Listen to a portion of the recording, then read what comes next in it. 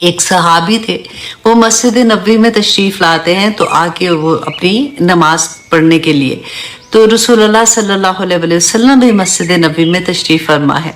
اب انہوں نے اپنی نماز پڑھی اور آ کے رسول اللہ صلی اللہ علیہ وسلم کو سلام کیا اور ان کے پاس بیٹھنے لگے۔ رسول اللہ صلی اللہ علیہ وسلم نے فرمایا کہ جا اور اپنی نماز واپس پڑھ، کیونکہ تو نے نماز نہیں پڑھی ہے۔ اب دیکھیے صحابی نے نماز پڑھی تھی نا، رسول اللہ نے کہا کہ جا واپس اور اپنی نماز پڑھ، کیونکہ تو نے نماز نہیں پڑھی ہے۔ اب وہ صحابی واپس جاتے ہیں اور پھر نماز پڑھتے ہیں، پھر واپس آ کے رسول اللہ صلی اللہ علیہ وسلم کو سلام کرتے ہیں اور ان کے ساتھ بیٹھنے لگتے ہیں، تو رسول اللہ صلی اللہ علیہ وسلم دوبارہ سے سیکنڈ ٹائم فرماتے ہیں جا اپنی نماز پڑھ، کیونکہ تو نے نماز نہیں پڑھی۔ اب صحابی پھر واپس آتے ہیں، پھر سے اپنی نماز پڑھتے ہیں۔ اب یہ تیسری دفعہ دوسری دفعہ پڑھ کے اب وہ واپس آتے ہیں، پھر سے سلام کرتے ہیں۔ رسول اللہ صلی اللہ علیہ وسلم پھر سے وہی فرماتے ہیں۔ اب صحابی کہتے ہیں یا رسول اللہ آپ مجھے سکھا دیجئے کہ نماز کیسے پڑھنی ہے۔ تو اب یہاں سے ہم یہ دیکھیں گے کہ ہماری نمازیں کیسی ہونی چاہیے اور ہماری نمازیں کیسی تھیں، کہ رسول اللہ صلی اللہ علیہ وسلم نے فرمایا کہ جب تو نماز کے ارادہ کرے، نماز کے لیے کھڑے ہونے کا، تو سب سے پہلے اچھا وضو کر، بہترین وضو کر، اور اس کے بعد پھر قبلہ رخ ہو کر تکبیر اللہ اکبر کہے،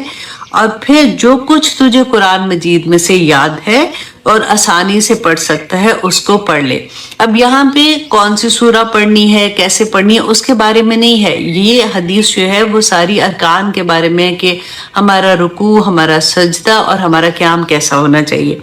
تو پھر رسول اللہ صلی اللہ علیہ وسلم نے فرمایا کہ پھر رکوع کرو، اور جب سکون کے ساتھ رکوع کر چکو تو پھر اپنا سر اٹھاؤ، اور جب سیدھے کھڑے ہو جاؤ تو پھر سجدے میں جاؤ، اور جب سجدے کی حالت میں اچھی طرح ہو جاؤ تو سجدے سے سر اٹھاؤ، تو اچھے سے سجدہ کر لو، کیونکہ یوزلی یہ ہوتا ہے نا کہ ابھی 2 دفعہ ہماری کمپلیٹ ہوتی ہے تو تیسری دفعہ ہم اس میں ہی کر رہے ہوتے ہیں جس میں ہم واپس بیٹھ رہے ہوتے ہیں۔ تو رسول اللہ صلی اللہ علیہ وسلم نے فرمایا کہ سجدے کی حالت میں اچھی طرح سے ہو جاؤ، پھر سجدے سے سر اٹھاؤ یہاں تک کہ سیدھے بیٹھ جاؤ۔ اور آپ نے یہ دیکھا کئی دفعہ ہوتا ہے نا، ابھی اتنے ہی ہوتے ہیں تو پھر فوراً ہی سیدھے بھی نہیں بیٹھتے اور فوراً دوسرے سجدے میں چلے جاتے ہیں۔ تو رسول اللہ صلی اللہ علیہ وسلم نے فرمایا کہ یہاں تک کہ سیدھے ہو جاؤ اور اطمینان سے بیٹھ جاؤ، پھر سجدہ کرو، اور جب اطمینان سے سجدہ کر سکو، یہ سیکنڈ سجدے کی بات ہے، پھر سر اٹھاؤ یہاں تک کہ سیدھے کھڑے ہو جاؤ، اور یہی عمل تم اپنی پوری نماز میں کرو۔ تو اب آپ نے جب بھی نماز پڑھنی ہے، میں نے بھی جب سے یہ پڑھی تھی تو ہمیشہ یہ حدیث مجھے جب بھی کبھی ایسا ہوتا ہے نا کہ تیزی والی کام ہوتا ہے کہ اچھا یہ کام کرنا تو اس سے پہلے جلدی جلدی نماز پڑھ لو، تو پھر میں یہ حدیث ذہن میں رکھتی ہوں کہ رسول اللہ صلی اللہ علیہ وسلم نے کیا فرماتے کہ جا تیری نماز نہیں ہے تو واپس نماز پڑھ۔ تو یہ نہ ہو کہ نماز جلدی سے پڑھ بھی رہے ہیں اور پھر بھی نماز قبول نہیں ہو رہی اور نماز ہو ہی نہیں رہی ہے ہماری۔ تو اللہ سبحانہ تعالیٰ ہمیں سکون عطا کرے اور ہمارے وقت میں بھی برکتیں ڈالے، تاکہ ہم اپنی نمازیں آرام سے پڑھ سکیں، اور خشیت الہی مانگا کریں اللہ سبحانہ تعالیٰ سے کہ اللہ سبحانہ تعالیٰ ہماری نمازوں کو ایسا بنا دے، آمین ثم آمین۔ اس سے پہلے دیکھیں سورہ توبہ جو ہے بہت بہت بہت دھیان سے سننے والی سورہ ہے، کیونکہ اسی سورہ کی بہت سی آیات لے کے جو غیر مسلم ہے وہ آپ پہ حملہ کرتے ہیں وہی، اور کئی دفعہ جب ہمیں علم نہیں ہوتا تو ہم بھی بیچارے آگے سے جواب نہیں دے پاتے، اور کئی دفعہ ہم بھی وہی سوچ لیتے ہیں جیسے وہ ہمیں بتا رہے ہوتے ہیں۔ تو اس لیے بہت ضروری ہے یہ سمجھنا کہ ان آیات کا کیا مطلب ہے، اور اللہ سبحانہ تعالیٰ نے کس حالات میں یہ آیات نازل کی تھی اور اس وقت پھر کیا سچویشن تھی۔ تو آیت نمبر 30 سے پہلے ہم دیکھیں گے کہ آیت نمبر 29 جو لاسٹ ٹائم ہم نے کی تھی، اس میں اللہ سبحانہ تعالیٰ نے فرمایا تھا کہ قاتلوا الذین لا یؤمنون باللہ، کہ جنگ کرو ان لوگوں کے ساتھ جو ایمان نہیں لاتے اللہ پر، وبالیوم الاخر، اور آخرت پر بھی یقین نہیں رکھتے، ایمان نہیں لاتے، ولا یحرمون ما حرم اللہ ورسولہ، اور وہ حرام بھی نہیں ان کو کرتے جو اللہ اور اس کے رسول نے حرام کیا، ولا یدینون दीन अल हक, और ना ही वो दीन को जो दीन हक है उसको वो कबूल करते हैं। और मिनल्लज़ीना उतुल किताब, उन लोगों में से जिनको किताब दी गई, अहले किताब की यहाँ पे बात हो रही है, यहूद और नसारा की। और हमने लास्ट टाइम भी यही देखा था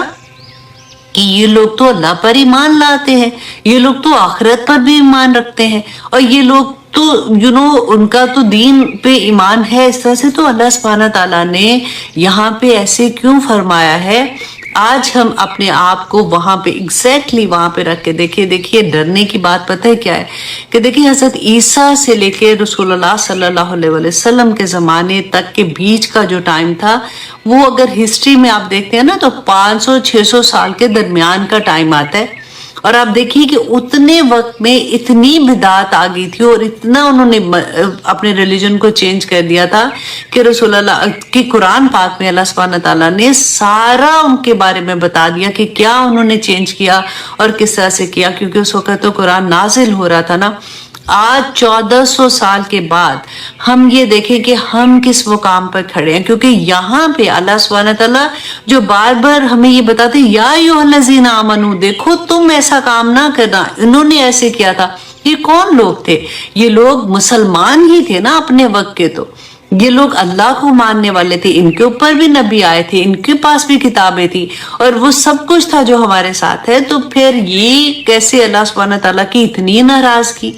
कि अल्लाह सुब्हानहू तआला ने फरमाया इन्नी फद्दलतुकुम अलल आलमीन, कि इतने महबूब अल्लाह सुब्हानहू तआला के बंदे कि अल्लाह सुब्हानहू तआला ने उनको कहा कि जहानों पर फजीलत दी। और फिर किस तरह से अल्लाह सुब्हानहू तआला ने बताया कि देखो इन्होंने ये काम किए थे, तुम ये काम ना करना। आज जब हमें ये पता चलेगा, हम अपने अराउंड देखेंगे कि ये काम हो रहा है, वाकई इस तरह की चीजें हो रही हैं। अच्छा, मुझे तो पता नहीं था पहले, अब मैं देखती हूँ कि ये चीजें तो हमारी भी सोसाइटी में आम है, तो फिर ही हम अपने आप को बचा सकेंगे ना, अदरवाइज तो हम उसका पार्ट होके रह जाएंगे। और यहाँ पे हम ये देखेंगे कि अल्लाह सुब्हानहू तआला ने इनको ये क्यों कहा था, उसकी डिटेल अब आगे आ रही है। आयत नंबर 30 में अल्लाह सुब्हानहू तआला ने फरमाया वक़ालतिल यहूदु, और कहा यहूद ने, उज़ैर इब्नुल्लाह, के उज़ैर जो हैं वो अल्लाह के बेटे हैं। वक़ालतिन नसारा, और कहा नसारा ने अल मसीह इब्नुल्लाह, के मसीह अल्लाह के बेटे हैं। अब यहाँ पे देखिए कि ये क्या वजह थी कि इन्होंने ऐसे कहा था। देखिए मोहब्बत में गुलूफ जो होता है ना, वो इंसान को बहुत तकलीफ में डाल देता है। तकलीफ में मैं पता है क्यों कह रही हूँ, क्योंकि देखिए हम बार बार पढ़ते हैं ना कि अल्लाह सुब्हानहू तआला फरमाते हैं कि हर गुनाह जब आप तौबा करते हैं वो गुनाह माफ हो जाता है, और अल्लाह सुब्हानहू तआला से दुआ करते हैं कि अल्लाह सुब्हानहू तआला हमारे अंदर से ये खामियां निकाल दे। लेकिन अल्लाह सुब्हानहू तआला फरमाते हैं कि शिर्क जो इंसान करेगा और वो उसी पे मर जाता है ना, तो उसकी माफी नहीं है। और शिर्क का इतना ज्यादा हम पढ़ते हैं, तो आखिर क्या वजह है कि अल्लाह सुब्हानहू तआला शिर्क पे इतना ज्यादा। और दूसरी जगह हम ये भी पढ़ते हैं कि अल्लाह सुब्हानहू तआला फरमाते तुम सारे के सारे नेक हो जो अल्लाह सुब्हानहू तआला को तब भी कोई परवाह नहीं है, तुम सारे के सारे बुराइयां करना शुरू हो जाओ, अल्लाह सुब्हानहू तआला को तब भी परवाह नहीं है। तो यहाँ पे अल्लाह सुब्हानहू तआला क्यों ये फरमाते हैं कि अगर तुम शिर्क करोगे तो तुम्हें इतनी सजा मिलेगी, तुम जहन्नम में जाओगे, तुम जहन्नम से निकल ही नहीं सकोगे। तो आखिर क्या वजह है? वजह यह है कि अल्लाह सुब्हानहू तआला ने मुझे और आपको आजाद पैदा किया है, हम गुलाम नहीं हैं। अगर गुलामी है तो सिर्फ एक अल्लाह की गुलामी है। हमने वो बार बार, मैंने आपको कई लेक्चर्स में आपने सुना, वो एक सजदा जिसे तू गरा समझता है 1000 सजदों से देता है आदमी को नजात। कि अगर हम सिर्फ एक अल्लाह के आगे झुक जाए ना, तो हम सब लोगों के सामने झुकने से बच जाएंगे। क्योंकि अल्लाह सुब्हानहू तआला, ये जो शिर्क है ना, ये इंसानों की उसमें फॉर्म में आता है ना, कि उसको समझ लो किसी आलिम दीन को इस लेवल पे ले आओ। और देखिए शिर्क करने में सिर्फ एक आलिम दीन की बात नहीं है, आप हर लेवल पे उसको देख ले कि जिसको अल्लाह के हुक्म के अगेंस्ट आप दूसरे का हुक्म मान रहे हो, ये कह के कि मैं तो ये इनको मैं मना नहीं कर सकती हूँ, ये क्या इनको नहीं पता। अभी कई दफा ऐसा होता है कि आपके सामने एक वाज़ेह हदीस होती है, अब सही हदीस है, लेकिन आपको ये लगेगा कि ये मेरे मसलक में ये बात ऐसी है, नहीं तो क्या इनको नहीं पता था। تو آج ہم اس بات کو بہت غور سے سمجھیں گے، کیونکہ اگر یہ ہمارے اندر سے نکل گیا نا کہ اللہ سبحانہ تعالیٰ نے اتنی کلیئرلی بتایا کہ اپنے عالم دین کے ساتھ وہ کیا کرتے تھے اور کس طرح سے، یہاں پر تو نبی کی بات آ رہی ہے نا، آگے جا کے انشاءاللہ ان کے عالم دین کی بھی بات اللہ سبحانہ تعالیٰ بتائیں گے، جو ہم لوگوں کے سمجھنے کی بات ہوگی کہ ہم کس طرح سے اللہ کے احکامات کو پہچانیں اور کیسے ہم اس چیزوں سے بچیں جو کہ شرک کے لیول پہ لے جاتے ہیں، وہ خواہ ماں باپ ہیں، خواہ وہ خاوند ہے، خواہ وہ ہماری اولاد ہے۔ اللہ سبحانہ تعالیٰ نے اسی لیے وہ حدیث بھی ہمیشہ اپنے ذہن میں رکھا کیجئے کہ اللہ سبحانہ تعالیٰ نے فرمایا تھا کہ اگر تم ایمان کا وہ لیول پا ہی نہیں سکتے ہو، اگر تم اللہ اور اس کے رسول سے اپنی ہر چیز سے، اپنی جان سے بھی، اپنے ماں باپ، اپنی اولاد سے بھی زیادہ محبت نہ کرو گے، تو اس کی کیا وجہ تھی؟ یہی وجہ تھی کہ جب تم ان سے اس سے زیادہ محبت کرنے لگتے ہو کہ اللہ کا حق تم لوگوں کو دینا شروع کرتے ہو، تو تم شرک کی ایک فارم میں مبتلا ہو جاتے ہو۔ اللہ سبحانہ تعالیٰ مجھے اور آپ کو اس سے بچائے، اور اللہ سبحانہ تعالیٰ ہمیں سمجھ عطا کرے کہ اس کے انڈرنیتھ جا کے اگر ہم دیکھیں گے کہ کتنی سخت برائی ہے اور پھر کس طرح سے انسان اس ظلم میں مبتلا ہو جاتا ہے۔ کہ حضرت عزیر کون تھے؟ اب دیکھیے، ہم نے سورۃ البقرہ میں حضرت عزیر کا قصہ آلریڈی پڑھ چکے کہ اللہ سبحانہ تعالیٰ نے فرمایا تھا کہ اس شخص کی طرح جو ایک بستی پر گزرا اور وہ بستی اپنی چھتوں پر گری ہوئی تھی۔ یہ آیت نمبر 259 کی میں بات کر رہی ہوں کہ اس نے تعجب سے کہا کہ اللہ اس بستی کو مرنے کے بعد کس طرح زندہ کرے گا؟ تو اللہ نے 100 برس تک اس پر موت طاری کر دی اور پھر اس کو زندہ اٹھایا۔ اور اس کے بعد جب وہ زندہ ہوئے تھے تو انہوں نے دیکھا تھا کہ ان کا کھانا جو ہے وہ اسی طرح سے فریش ہے 100 سال گزرنے کے بعد بھی، اور جو گدھا ہے وہ ان کا وہ ہڈیاں علیحدہ ہو گئی ہوئی تھیں اور وہ بالکل ایسے ختم ہو گیا ہوا تھا۔ تو اللہ سبحانہ تعالیٰ نے فرمایا کہ دیکھو، تم دیکھو کہ کس طرح سے وہ ہڈیاں آپس میں کس طرح سے جڑتی ہیں اور ان کے اوپر کس طرح سے سکن آتی ہے اور کیسے وہ ایک زندہ گدھا بن جاتا ہے۔ تو یہ اللہ کی ایک نشانی تھی جو اللہ سبحانہ تعالیٰ نے عزیر علیہ السلام کو دکھائی تھی۔ تو اب یہاں پہ اب دیکھیں عزیر کون تھے جن کو یہ یہودی، دیکھیں یہودیوں میں سے سارے یہودی ایسے نہیں تھے، ان کا کوئی ایک فرقہ جو تھا وہ ایسے کہا کرتا تھا کہ عزیر جو تھے، جب بخت نصر نے فلسطین پر حملہ کیا تھا نا، تو بہت زیادہ قتل و غارت ہر جگہ انہوں نے کچھ چھوڑا ہی نہیں تھا، اور تورات کے تو سارے، کہیں پہ بھی تورات نہیں ملتی تھی، سب جلا دی تھی۔ اور حضرت عزیر جو تھے، ان کے فادر، اس وقت یہ ینگ ایک بچہ تھا، ان کے فادر جو تھے وہ عالم دین تھے، انہوں نے تورات کا ایک نسخہ جو ہے وہ کسی جگہ پہ چھپا دیا تھا، جیسے زمین کھود کے اس کے اندر دفنا دیا تھا۔ تو عزیر جو تھے وہ اس وقت بخت نصر نے جو اپنے ساتھ لوگوں کو غلام بنا کر لے کے گئے تھے نا، تو حضرت عزیر ان کے ساتھ غلام بن کے گئے تھے۔ اب کیا ہوا تھا کہ اتنے سالوں کے بعد جب وہ وہاں سے واپس آتے ہیں، غلامی سے اپنی نجات مل جاتی ہے، وہاں سے واپس آتے ہیں، تو راستے میں پھر یہ والا قصہ ہوتا ہے جو وہ دیکھتے ہیں ایک بستی میں، تو اللہ سبحانہ تعالیٰ نے 100 سال سلا دیا۔ اب اس کے بعد جب وہ زندہ واپس ہوتے ہیں تو اپنے گھر کی طرف آتے ہیں، دیکھتے ہیں کہ میرا وہ محلہ تلاش کرتے ہیں، تو اپنے گھر کو پہچانتے ہیں، تو وہاں پہ تو لوگ ان کو پہچانتے نہیں، اتنے سالوں میں تو لوگ بھول بھی گئے تھے۔ تو وہاں پہ ایک عورت ہوتی ہے جو 120 سال کی ایک بڑھیا ہوتی ہے، جو اس کی آنکھیں مطلب جیسے وہ اندھی ہوتی ہیں۔ تو وہاں پہ عزیر جب وہاں پہ پوچھتے ہیں ان سے کہ اس گھر کے مالک کون ہے، یہاں پہ کون رہتا ہے، اب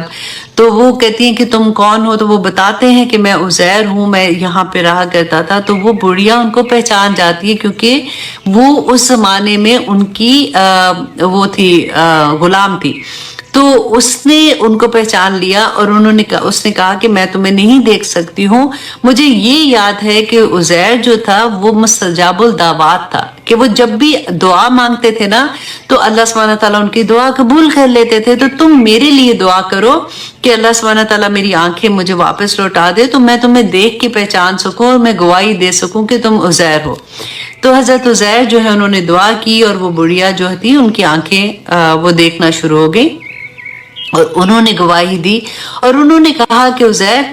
تم ایک ہی انسان تھے اس وقت جس وقت بخت نصر نے حملہ کیا تھا، جس کو تورات جو تھی وہ پوری زبانی یاد تھی۔ جب یہود کو، وہاں کے لوگوں کو، اہل یہود کو پتہ چلا تو وہ سارے ان کے ارد گرد جمع ہو گئے۔ इन्होंने फिर बताया किस तरह से मेरे बाप ने एक नुस्खा जो है वो यहाँ पे दफनाया था, वो उस जगह पे लेके गए, जब वो निकाला तो वो क्योंकि मट्टी के नीचे था तो वो बिल्कुल जो पेपर्स थे वो भी खत्म हो चुके हुए थे, स्याही भी खत्म हो चुकी थी। लेकिन क्योंकि उनको ये पता था कि हजरत उज़ैर को जुबानी याद है, तो ये कहते फिर एक दरख्त के नीचे बैठे, इर्द गिर्द इनके सब यहूद थे और इन्होंने वो लिखना अपने हाफसे से लिखना शुरू किया। तो उन्होंने जब ये देखा तो उन्होंने इतने, वो जैसे होते हैं ना, यही मोहब्बत की गुलूफ की बात हो रही है कि उन्होंने कहा कि ये तो अल्लाह का बेटा है। अल्लाह सुब्हाना ताला ने इसको हाफसे में तौरात दी और इन्होंने खुद से सारी वो किताब जो अल्लाह का हुक्म था वो सारे का सारा लिख दिया। तो ये एक स्टोरी थी जो आपको आनी चाहिए जब भी हजरत उज़ैर के बारे में कोई भी बात होती है, कि कैसे यहूद उनको अल्लाह का बेटा कहते थे और नसारा जो थे। देखें उसके बाद जो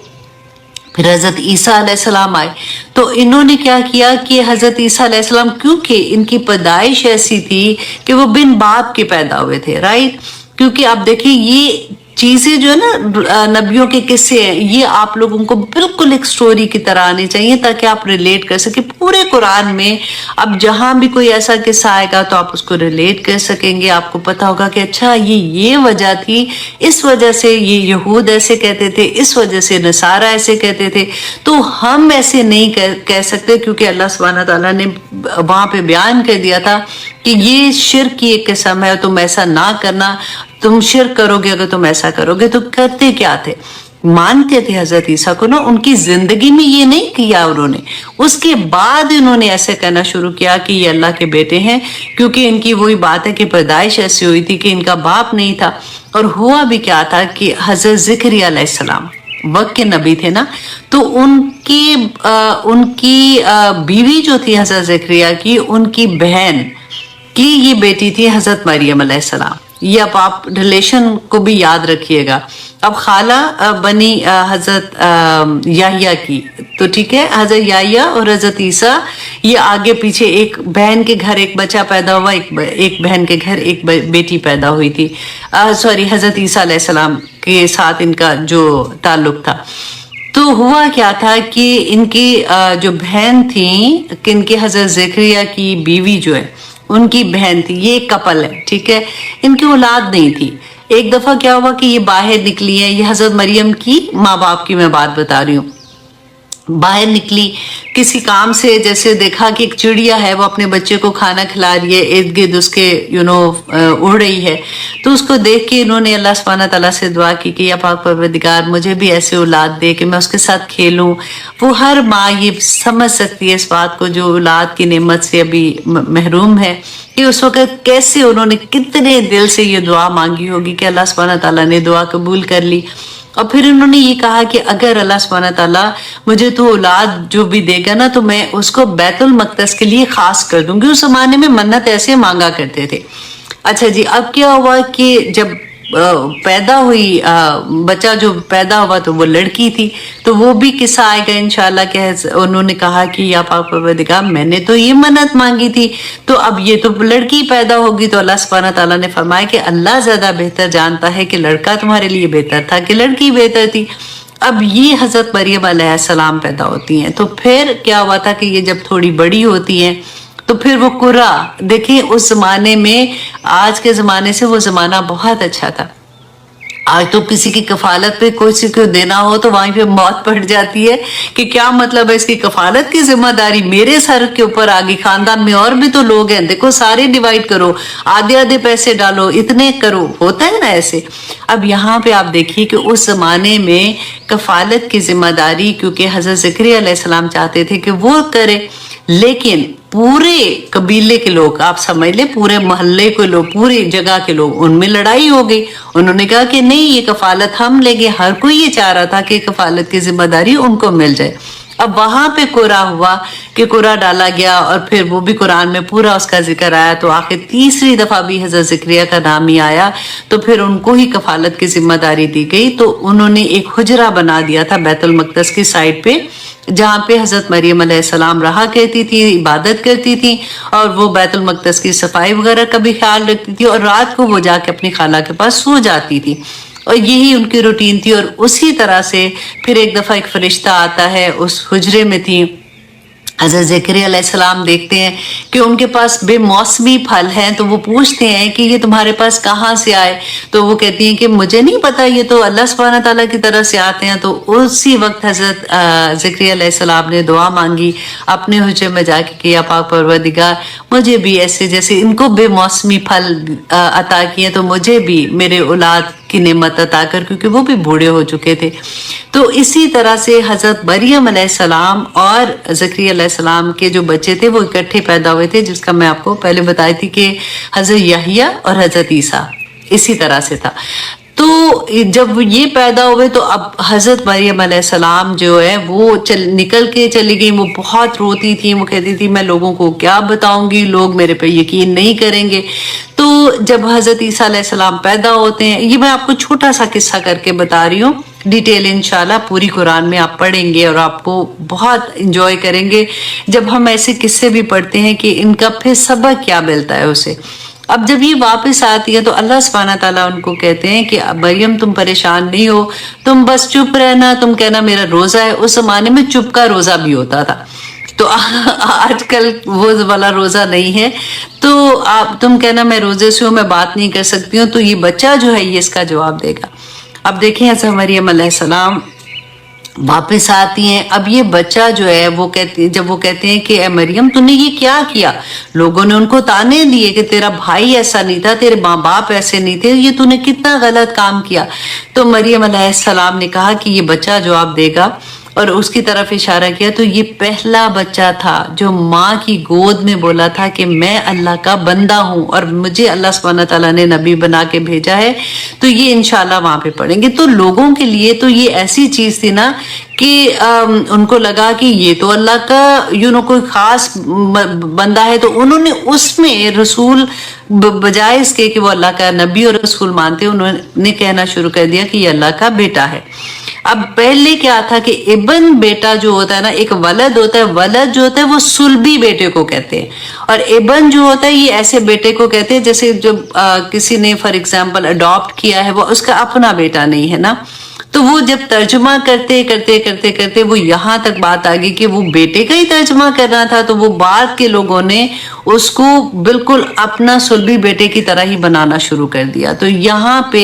ये चीज समझनी जरूरी थी। आपको मैंने इसीलिए ये पूरी स्टोरी सुनाई है कि आप लोग इसको अच्छे से अपने ज़हन में रखिए, क्योंकि जब हम स्टोरी की तरह सुनते हैं ना तो हमें याद भी रहती हैं चीजें।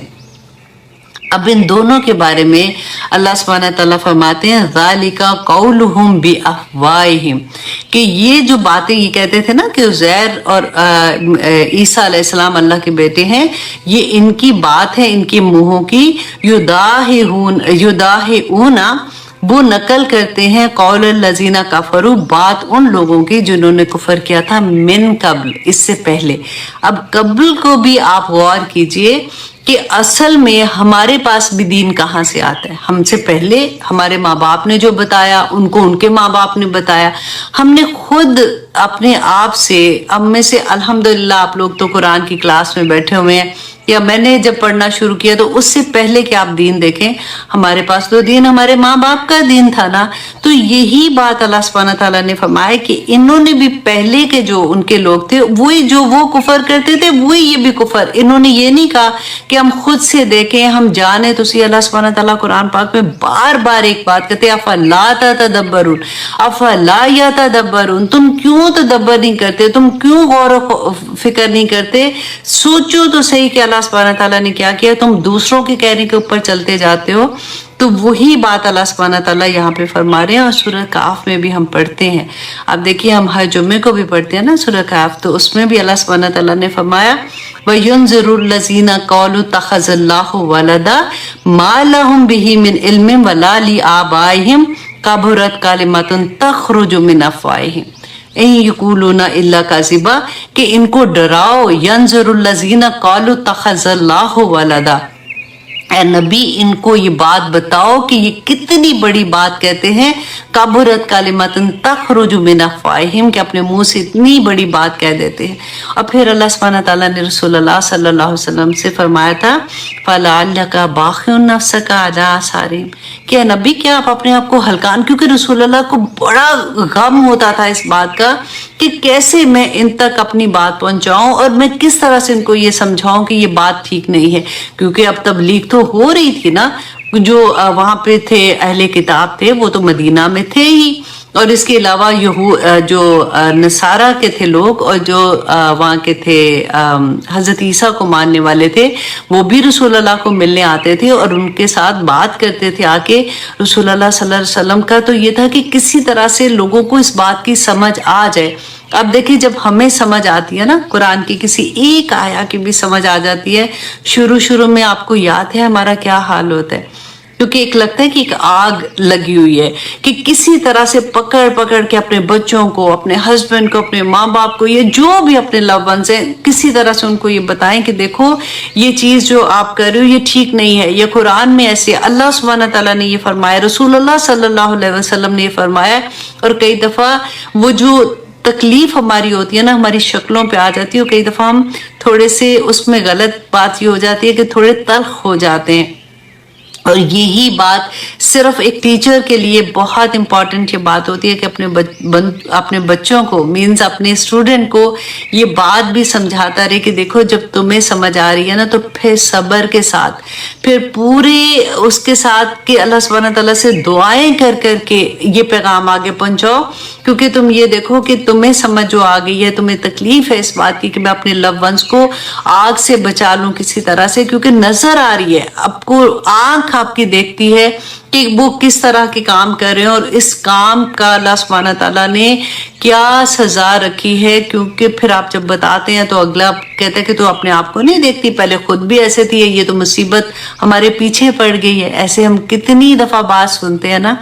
तो अल्लाह सुब्हानहू व तआला से ये दुआ करें कि अल्लाह सुब्हानहू व तआला हमें हिम्मत भी अता करे, क्योंकि देखिए सब्र पे ना अजर बहुत बड़े हैं। जब आपको कोई भी एटीट्यूड दिखाता है, जब आप किसी को कुछ ऐसी बात बताने की कोशिश करते हैं, तो आप सिर्फ सब्र के साथ आप आगे चलेंगे, क्योंकि दीन जो है ना पूरे का पूरा सब्र है। क्योंकि अल्लाह सुब्हानहू व तआला फिर फरमाते हैं ना, तभी तो इतने बड़े बड़े अजर हैं कि अल्लाह सुब्हानहू व तआला फरमाते हैं कि इन्नल्लाह मास साबिरीन, कि अल्लाह सब्र करने वालों के साथ आ जाता है। जिसके साथ अल्लाह आ जाए, और इंसान को जब ये पता चल जाता है ना कि हमारे साथ अल्लाह सुब्हानहू व तआला इस वक्त कहते हैं जब मैं बहुत लो फील कर रही होंगी या मुझे बहुत तकलीफ होगी कि ये तो मेरे लव वंस हैं, इन्होंने भी मुझे ताने देने शुरू कर दिए, ये भी मुझे अवॉइड करना शुरू हो गए, या इस तरह की चीज होती है, तो फिर इंसान खुश हो जाता है कि आई डोंट केयर, अल्लाहुम्मा साबिरीन, मेरे साथ मेरा रब है ना, सब ठीक हो जाएगा। और वल्लाही जब आप पूरे खुलूस के साथ करते हैं ना, फिर आप एक चीज का ख्याल रखिए कि जब आपने किसी को कोई चीज समझानी है तो आप 1 to 1 समझाएंगे, कभी किसी और कोई तीसरा बंदा भी वहां पे नहीं होना चाहिए कि जिसके साथ आप एक को बात ऐसी कह रही है, फिर वो ताने की बात आ जाती है, और फिर वो ये भी बात आ जाती है कि दूसरा अपना माइंड बिल्कुल बंद कर देता है, फिर वो आपकी बात नहीं लेगा, वो फिर आपको, वो उसमें डिफेंसिव मोड में आ जाता है, वो फिर आपको ये बताने की कोशिश करता है कि नहीं तुमने अगर मुझे ऐसे कहा। अल्लाह सुब्हानहू व तआला ने कुरान पाक में फरमाया ना कि देखो तुम इनके खुदाओं को बुरा ना कहो, ये तुम्हारे खुदा को फिर बुरा कहेंगे, और इनको इस बात का इल्म नहीं है कि ये कितनी बड़ी गलत काम कहेंगे। तो इसलिए किसी के बारे में कोई बात अगर कहनी होगी, अगर फॉर एग्जांपल आप किसी के बच्चे के बारे में बताते हो, हालांकि आपकी नीयत अच्छी है, लेकिन अगर आप 1 to 1 बताओगे ना तो वो हजम भी आसानी से कर लेगा, वो आपको समझ भी जाएगा। लेकिन अगर आपने किसी और के सामने बता दिया ना, फिर वो आपके सारे बच्चों को, बच्चों के बच्चों को और उनकी आने वाली नस्लों को भी उस तरह का बना के आपके सामने ले आएगा कि तुम अपने आप को देखो तो, तुम्हारे बच्चे देखो तो, फिर वो हर जगह बैठ के पहले आपके बच्चों की बात करेगा कि देखो उसके अपने बच्चे तो देखो ऐसे हैं। तो ये चीजें भी समझने की बात है, क्योंकि आप लोग जो कुरान के स्टूडेंट हैं, आप लोगों को ये बात अच्छे से पता होनी चाहिए कि जब भी, क्योंकि सबसे मुश्किल तरीन काम ये है कि आप किसी की कोई गलत चीज है ना, اور ایسی چیز ہے جو اللہ کی نافرمانی آنکھ دیکھ رہی ہے، کان سن رہے ہیں، تو اس کے باوجود جب آپ ان کو سمجھاؤ گے تو آپ نے کیسے سمجھانا ہے، کیونکہ یہ مشکل ترین کام ہے۔ میں پھر بار بار یہ بات کہتی ہوں کہ نیکی کی تلقین کرنا آسان ہے۔ آپ کسی کو آ کے بتاؤ گے کہ یہ کام اچھا ہے، یہ دیکھو ایسے کر لو، یہ دیکھو بچوں کے لیے یہ پڑھ لو، اس کے لیے یہ کر لو، تو ہر کوئی شوق سے سن لے گا، اور چار اور بھی آپ سے پوچھ لے گا کہ اچھا یہ بھی مسئلہ ہے تو اس کے بارے میں بتا دو کہ میں کیا پڑھنا ہے۔ لیکن جب آپ کسی کی برائی کو لے کے بات کریں گے نا کہ دیکھو تمہارے اندر یہ چیز جو ہے نا یہ ٹھیک نہیں ہے، یہ تم اگر ایسے کر رہی ہو نا یہ گناہ ہوتا ہے، یہ نہ کرو، تو اس وقت پھر ایکچولی دوسرے کا سامنے آتا ہے کہ وہ کس طرح سے آپ کی بات لیتا ہے اور کتنی بےزتی کرے گا، کتنی نہیں کرے گا، کیونکہ اس مقام تک پہنچتے پہنچتے نا عادت پڑ جاتی ہے، پھر پتہ ہوتا ہے کہ اچھا نہیں کتنی بات کہنی ہے، کس طرح سے کہنی ہے بات، صرف یہ کس طرح سے کہنی کا بات میں آپ کو بتا رہی ہوں کہ یہ اللہ سبحانہ تعالیٰ ہمیں سب کو گر عطا کر دے کہ ہم بات کیسے کریں تاکہ لوگوں کے دلوں تک اتر جائے۔ آمین ثم آمین۔ کیونکہ رسول اللہ صلی اللہ علیہ وسلم کو یہی تو ایک درد ہوتا تھا کہ میں کس طرح سے لوگوں کو وہ سمجھا سکوں، کیونکہ وہ تو دیکھ رہے تھے نا، وہ تو دیکھ بھی آئے تھے معراج پہ کہ اللہ سبحانہ تعالیٰ نے جو گناہوں کی سزائیں ہیں وہاں پہ کیسے مل رہی ہیں اور کیا ہو رہا ہے، تو وہ بچانا چاہتے تھے ہمیں۔ اللہ سبحانہ تعالیٰ ہمیں ان چیزوں سے بچا کے رکھے، آمین ثم آمین۔ اب والی جو آیت ہے اب یہ غور سے آپ نے سننی ہے، کیونکہ آیت نمبر 31 میں اللہ سبحانہ تعالیٰ فرماتے ہیں اتخذو، انہوں نے بنا لیا، کہ انہوں نے اہل کتاب نے اور نصارہ نے، انہوں نے کیا بنا لیا۔ اب یہ آیت کو آپ اپنے اوپر رکھ کے دیکھیں گے کہ میرے اوپر تو کہیں یہ بات نہیں آ رہی ہے، اتخذو احبارہم، کہ بنا لیا انہوں نے اپنے علماء کو۔ علماء کون تھے؟ عالم دین نا، ہم اپنے بھی عالم دین کو ساتھ ساتھ رکھیں۔ ورہبانہم، اور راہبوں کو، یہ جو نصارہ تھے نا یہ ان کے عالم دین تھے، اور احبار جو یہود تھے وہ اپنے عالم دین کو احبار کہتے تھے، اور نصارہ اپنے عالم دین کو رہبان کہا کرتے ہیں۔ کہ انہوں نے بنا لیے اربابن، مختلف رب بنا لیے۔ دیکھیں پہلے کس کی بات تھی؟ عیسیٰ علیہ السلام اور عزیر کی۔ اب یہاں پہ اللہ سبحانہ تعالیٰ فرما رہے ہیں کہ انہوں نے اپنے عالم دین کو اپنے خدا بنا لیا، من دون اللہ، اللہ کے سوا، والمسیح ابن مریم، اور مسیح ابن مریم کو بھی۔ تو اب یہاں پہ دیکھیں کہ یہ کیا بات ہے، یہ غور سے، اب یہ پوری آیا جو ہے یہ بہت غور سے سننے والی ہے کہ حضرت حذیفہ رضی اللہ عنہ بیان کرتے ہیں کہ حضرت حذیفہ سے کسی نے سوال کیا کہ کیا یہود نے احبار اور عیسائیوں نے رہبان کی عبادت کی تھی، اور اس آیت کا کیا مطلب ہے؟ انہوں نے کہا کہ انہوں نے اپنے علماء کی عبادت نہیں کی تھی، لیکن جب وہ ان کے لیے حرام کو حلال کر دیتے تھے تو وہ اس کو حلال کہتے تھے، اور جب وہ ان کے حلال کو حرام کر دیتے تھے تو وہ اس کو حرام کہتے تھے۔ تو یہی ان کا اپنے علماء کو خدا بنانا ہے۔ آج آپ غور کیجئے، آج فتویٰ شاپنگ نہیں ہوتی ہے۔ ہمیں ایک جگہ سے جب ہم پوچھتے ہیں کسی عالم دین سے کہ اس کے بارے میں اللہ کا کیا حکم ہے، اور اگر ہمیں وہ پتہ چلتا ہے کہ اچھا اس کے بارے میں تو یہ حکم ہے، تو پھر ہمیں لگتا ہے کہ یہ تو ہم نہیں کر سکیں گے، اچھا ٹھیک ہے، پھر ہم کسی اور سے پوچھتے ہیں، پھر ان سے پوچھیں گے جا کے، پھر بھی اگر تسلی نہیں ہوگی، اچھا ہم کسی اور سے پوچھتے، اور ہم ہر طرف سے پوچھتے پوچھتے وہی بات ہے کہ اس مسلک میں یہ، تو اس مسلک میں یہ، انہوں نے یہ اجازت دی ہے، انہوں نے یہ اجازت نہیں دی۔ آج بھی وہی کچھ ہو رہا ہے۔ اور آپ یاد کیجئے کہ رسول اللہ صلی اللہ علیہ وسلم نے فرمایا تھا کہ ایک زمانہ آئے گا کہ تم ان کی ایسے نقل کرو گے جیسے جوتا ایک دوسرے کے برابر ہوتا ہے نا، بالکل ایک دوسرے کے بالکل ایون ہوتا ہے، کہ اس طرح سے جیسے ایک جوتا دوسرے سے مشابہت رکھتا ہے، اور تم ایسے ان کی پیروی کرو گے جیسے ایک پاؤں کے اوپر دوسرا پاؤں ایگزیکٹلی پورا آتا ہے۔ اور بڑی خوفناک بات تھی کہ رسول اللہ صلی اللہ علیہ وسلم نے آگے جو فرمایا تھا نا، وہ انشاءاللہ آپ خود ہی اگر پڑھ لیں گے کہ کس طرح سے تم ان کی پیروی کرو گے، تو آج آپ دیکھیے کہ ہم پیروی نہیں کر رہے ہیں۔ अब तो कोई हम पे हमला करके हमें कब फतह करेगा या क्या करेगा वो तो बड़ी दूर की बात है, वो ऑलरेडी फतह कर चुके, वो हमारे दिमागों को फतह, हमारे ज़हनों को फतह कर चुके। हमारे कल्चर को लेके देख लीजिए, हमारी जिंदगी का एक एक पार्ट लेके देख लीजिए। अभी आएगा ना वैलेंटाइन, आप खुद देख लीजिएगा, और हर जगह पे मैं ये कहूंगी कि देखिए हमने असल में प्रॉब्लम क्या, हमने दीन को और कल्चर को जो अलहदा कर दिया ना। इस्लाम जो है इस वे ऑफ लाइफ, कुरान जो है वो पूरी जिंदगी में, वो नबी सल्लल्लाहु अलैहि वसल्लम में हमेशा बात करती हूँ जिन्होंने यहाँ तक कि सोना कैसे, उठना कैसे, पानी कैसे पीना है, तो चलना कैसे, तो नया कपड़ा पहनना, तो क्या करना है, एक एक चीज, यहाँ तक कि बाथरूम में जाने की दुआ और बाथरूम से बाहर आने की दुआ तक सिखा दी। वो क्या कल्चर हमारा बाहर हो गया उसे। अब अल्लाह सुब्हाना ताला से यही दुआ करे कि या पाक परवरदिगार हमें इस बात की तौफीक अता कर कि वो जो हमारे ज़हनों पे उन्होंने कब्जा कर लिया हुआ है ना, वो नहीं छूटता।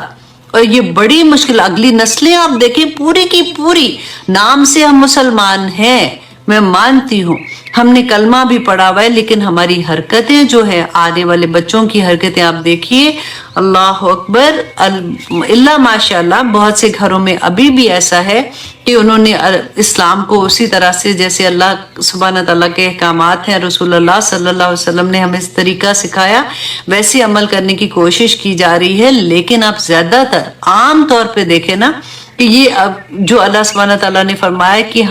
आज हम किस मुकाम पे हैं। अब देखिए हजरत अदी बिन हातिम कहते हैं कि मैं एक दिन रसूलुल्लाह सल्लल्लाहु अलैहि वसल्लम की खिदमत में हाजिर हुआ। मैंने इस आयत की तलावत की और इसका मतलब पूछा। रसूलुल्लाह सल्लल्लाहु अलैहि वसल्लम ने फरमाया कि वो अपने उलमा की इबादत नहीं करते थे। अब यहाँ पे अल्लाह सुब्हानहू तआला ने फरमाया ना कि ये उनकी इबादत करते हैं, उन्होंने अपना रब बना लिया उनको, तो वो कहते हैं वो इबादत नहीं करते थे, लेकिन जब वो किसी चीज को हलाल कर देते तो उसको हलाल कहते, और जब वो किसी चीज को हराम कर देते तो उसको हराम कहते थे। इसीलिए अल्लाह सुब्हानहू तआला ने कहा कि ये उन्होंने अपना रब बना लिया और उन्होंने शिर्क किया उस पर। अब देखिए इमाम अबू हनीफा का आप देखें कि वो कहा फरमाया करते थे कि अगर मेरे किसी कौल के मुकाबले में सही हदीस मिल जाए तो वही मेरा भी मजहब होगा, कि मेरे बाद अगर कोई ऐसी, मैं अगर एक बात कही है और आपके पास सही हदीस आ गई है तो वही मेरा भी मजहब होगा। और इमाम शाफी देखे फरमाया करते थे कि अगर मेरा कॉल किसी हदीस के खिलाफ हो तो मेरे कॉल को दीवार पर मार दो और उस हदीस पर अमल करो।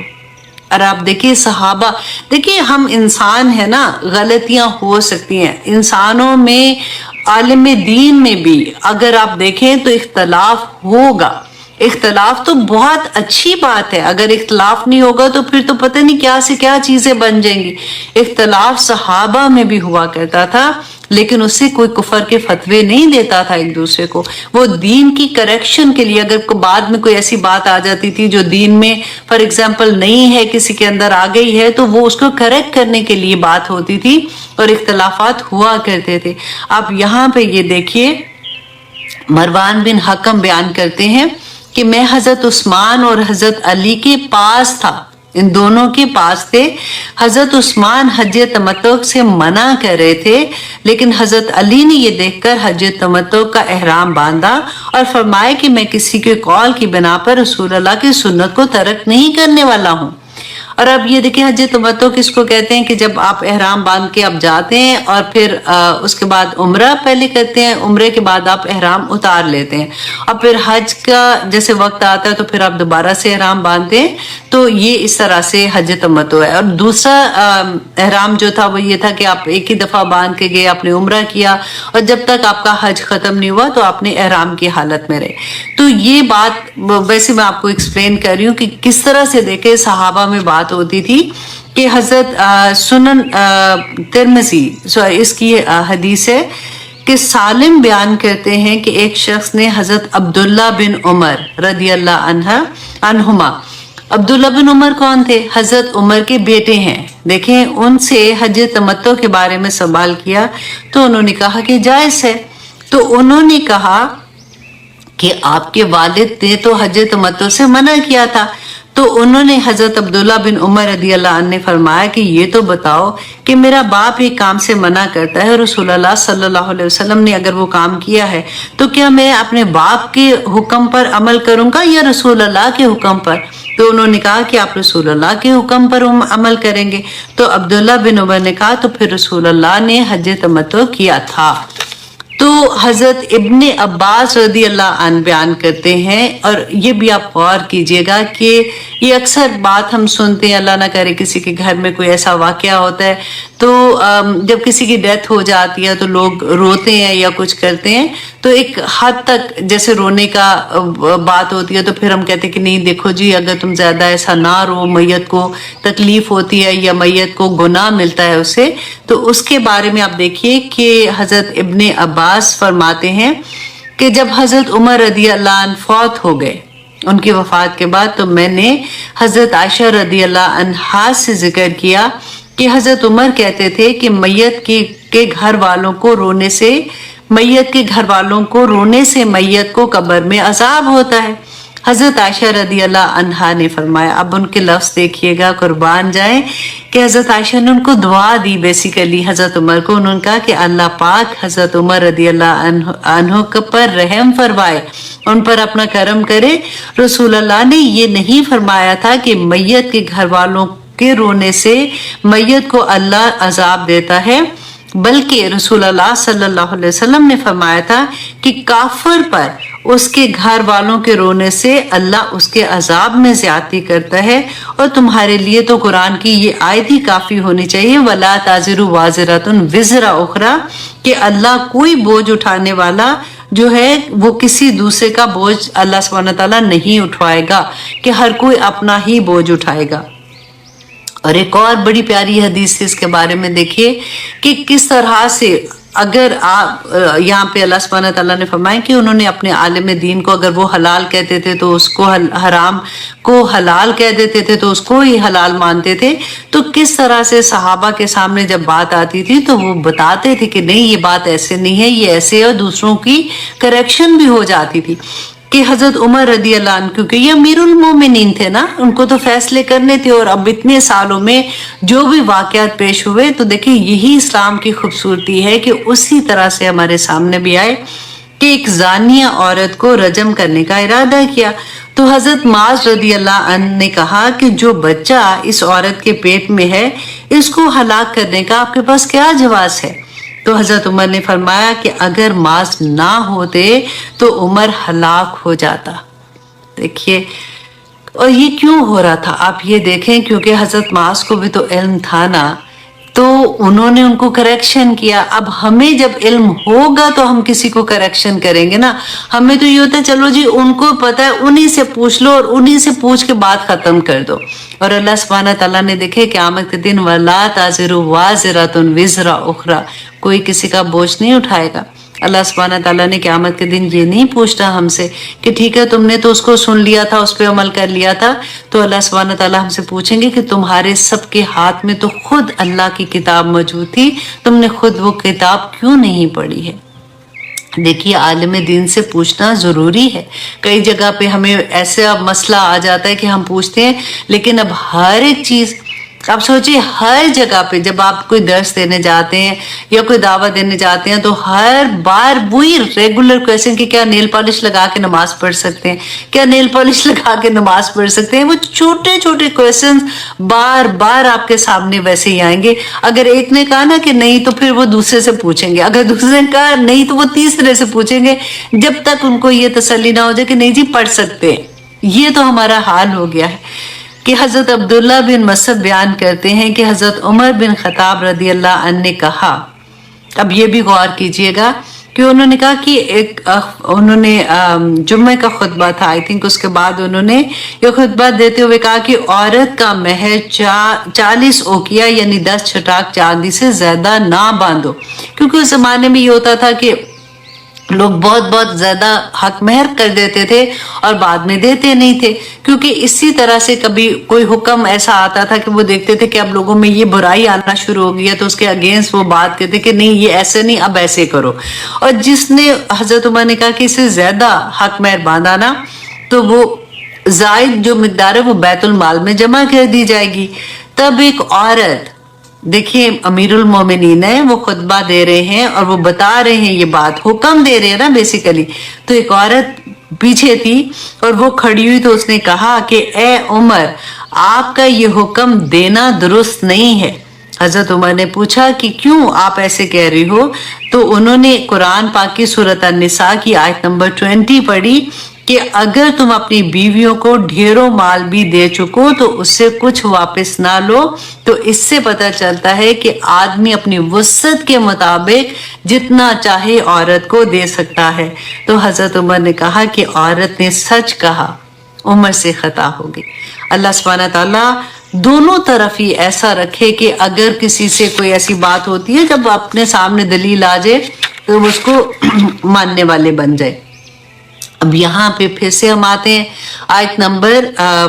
31 को देखते हैं कि अल्लाह सुब्हानहू तआला ने यहाँ पे जो फरमाया था, तो हम क्या देखें कि कहीं ऐसा तो नहीं हो रहा कि हमारी ज़ात के साथ कि अगर कोई ऐसी चीज़ है जो हमारे पास वाज़ेह हदीस आ जाती है, सही हदीस आ जाती है, उसके मुकाबले में हमारे पास कोई और बात है तो हम उसको छोड़ दें। हम उसको कहें कि नहीं, ये रसूल अल्लाह सल्लल्लाहु अलैहि वसल्लम ने इसके बारे में ये फरमाया था, ये कुरान में इसके बारे में ये है, तो मैं ऐसा काम नहीं करूँगी। हजार दलीलें दे दें कि देखें जी, ये जो आप काम कर रही हैं ये रसूल अल्लाह ने नहीं किया था, ये उसके बाद सहाबा ने भी नहीं किया, ये ताबईन ने नहीं किया, तबा ताबईन ने भी नहीं किया हुआ, तो आप ये क्यों कर रहे हैं? तो लोग पता आगे से जवाब क्या देंगे आपको कि आखिर इसमें हर्ज ही क्या है, हम अगर ये काम करें तो इसमें हर्ज ही क्या है। तो ऐसी चीजें आपको मिलेंगी कि हर्ज तो होगा ना, क्योंकि रसूल अल्लाह सल्लल्लाहु अलैहि वसल्लम ने हमें बता दिया था कि जब आखिरी हज था उस दिन कौन सी आयत नाजिल हुई थी? अल यौमा अकमलतु लकुम दीनुकुम वाली आयत नाजिल हुई थी ना, कि जब पूरा दीन मुकम्मल का मुकम्मल रसूल अल्लाह सल्लल्लाहु अलैहि वसल्लम ने आखिरी खुतबा दिया था कि आज दीन मुकम्मल हो गया, तो सब कुछ हमारे सामने आ गया ना। उसके बाद वक्त गुजरने के साथ साथ जितनी बिदात भी आ गई हैं, अगर कोई हमें ये कहता है कि ये काम ना करो तो हम यही बात कहते हैं कि इसमें क्या बुराई है, आखिर हम एक्स्ट्रा ही चीज करें। तो जब हम एक्स्ट्रा करेंगे ना तो असल को कहीं तो छोड़ेंगे ना। आप सोचिए कि जरा एक राउंड आपके पास प्लेट है, उसके अंदर आपने सारी कोई भी चीज, आप सोचिए मिठाई है फॉर एग्जाम्पल, अच्छी चीज सोचते हैं ना, आपने पूरी जो प्लेट है ना उसमें सारी मिठाई हर तरह की सजा के रख दी है और आपके पास अब पूरी कंप्लीट है। अब कोई भी नई मिठाई का पीस अब आपने सिर्फ नीचे ही रखना है, ऊपर ऊपर ऐसे नहीं कैसे रख रहे हैं। अब एक भी और रसगुल्ला आ गया तो आपने उसको अंदर रखना है, तो क्या होगा, साइडों से कुछ ना कुछ तो गिरेगा ना। इसी तरह से दीन मुकम्मल है, जब आप जबरदस्ती उसके अंदर कोई और चीज डालने की कोशिश करेंगे ना तो फिर कुछ ना कुछ असल नीचे जाएगा। और फिर अक्सर हमें ये आदत होती है कि एक्स्ट्रा चीजें पढ़ते पढ़ते हम ये भूल ही जाते हैं कि रसूलुल्लाह सल्लल्लाहु अलैहि वसल्लम की दुआएं कौन सी थी, हम वो मांगना शुरू कर मतलब वो हम भूल जाते हैं। हम कुरान में अल्लाह सुब्हानहू तआला ने रब्बाना की दुआएं कौन सी थी हमें वो भूल जाती हैं और हम वो दूसरी चीजों में लग जाते हैं। अल्लाह सुब्हानहू तआला हमें तौफीक अता करे कि हम सही तरह से दीन को समझने वाले बन जाए। और अल्लाह सुब्हानहू तआला फरमाते वमा उमिरू, और उनको नहीं ये हुक्म दिया गया था इल्ला लियाबुदू कि ये कि वो इबादत करे इलाहम वाहिद, एक वाहिद अल्लाह की, एक इलाह की इबादत करे। ला इलाहा इल्लाहु, नहीं है कोई माबूद सवाए उसके, सुब्हानहू पाक है वो इससे, अम्मा युश्रिकून जिससे वो शिर्क करते हैं। और मैंने आपको ये बात अच्छे से समझा दी थी कि अल्लाह सुब्हानहू तआला क्यों बार बार कहते हैं शिर्क का, क्योंकि जब इंसान किसी की गुलामी करता है तो फिर वो हर वो काम करने को तैयार हो जाता है जो वो जिसकी गुलामी करता है वो करवाना चाहता है। आज आप देखिए पीरों फकीरों का जो काम है या इस तरह से जो कुछ भी हो रहा है हमारे इर्द गिर्द, हम देखते हैं ना किस तरह से लोगों के साथ गलत दीन बता के किस तरह से उनको खराब किया जाता है। अल्लाह सुब्हानहू तआला इंशाल्लाह आगे वो आयत आएगी तो तभी मैं उसकी भी एक्सप्लेन करूंगी आपको कि अल्लाह सुब्हानहू तआला आयत नंबर 32 में फरमाते युरीदूना کہ وہ چاہتے آخر کیا ہے، ایطفئوا کہ وہ بجھا دیں نور اللہ اللہ کا نور بافواہہم اپنے منہ سے، ویأبی اللہ اور انکار کرتا ہے اللہ الا یہ کہ ان یتم نورہ کہ وہ پورا کرے گا اپنا نور، ولو کارہ الکافرون کہ اگرچہ کافروں کو برا ہی لگے۔ اور آپ دیکھیے آج کا منہ جو اللہ سبحانہ تعالیٰ نے کہا نا کہ اپنے منہ سے بجھانا چاہتے ہیں اللہ کے نور کو، یہ نور کیا ہے؟ اسلام کے نور کو بجھانا چاہتے ہیں۔ اور آج آپ دیکھیے کہ وہ جو اللہ سبحانہ تعالیٰ نے فرمایا کہ وہ اپنے منہ سے بجھانا چاہتے ہیں، آج ہم میڈیا آپ دیکھیے، آج جس طرح سے میں آپ سے بات کر رہی ہوں تو آپ دیکھیے کہ کس طرح سے میڈیا پہ کیسی کیسی چیزیں ہوتی ہیں۔ ہم مسلمان سوئے رہے ہیں، اسلام کے اگینسٹ آپ دیکھیں کیسے موویز بن رہی ہیں، کیسے پورے لیکچرز اس کے اندر آ جاتے ہیں۔ آگے ینگ بچے جو ہیں وہ جب وہ کھولتے ہیں تو ان کو لگتا ہے کہ یہ بات ٹھیک ہو رہی ہے، اور مسلمان اس کے لیے کچھ بھی نہیں کر سکتے ہیں۔ آپ دیکھیے واٹس ایپ پہ دیکھ لیجئے، فلمیں دیکھیں، کتابیں آپ دیکھیں کہ کیسے بنی ہوئی ہیں، کیسے لکھی ہوئی ہیں جس میں اسلام کے اگینسٹ چیزیں۔ اور ہم جیسے لوگ جب جہاد کی بات آتی ہے تو ہم خود ہی سے اپنے آپ سے شرمندہ ہو رہے ہوتے ہیں کہ نہیں اصل میں یہ مطلب نہیں ہے، اصل میں وہ مطلب نہیں ہے، نہیں یہ تو یہ بات ایسی ہے۔ وہ تو پکڑ کے وہی میں نے آپ کو بتایا نا، سورہ توبہ کی یہ آیات لے کے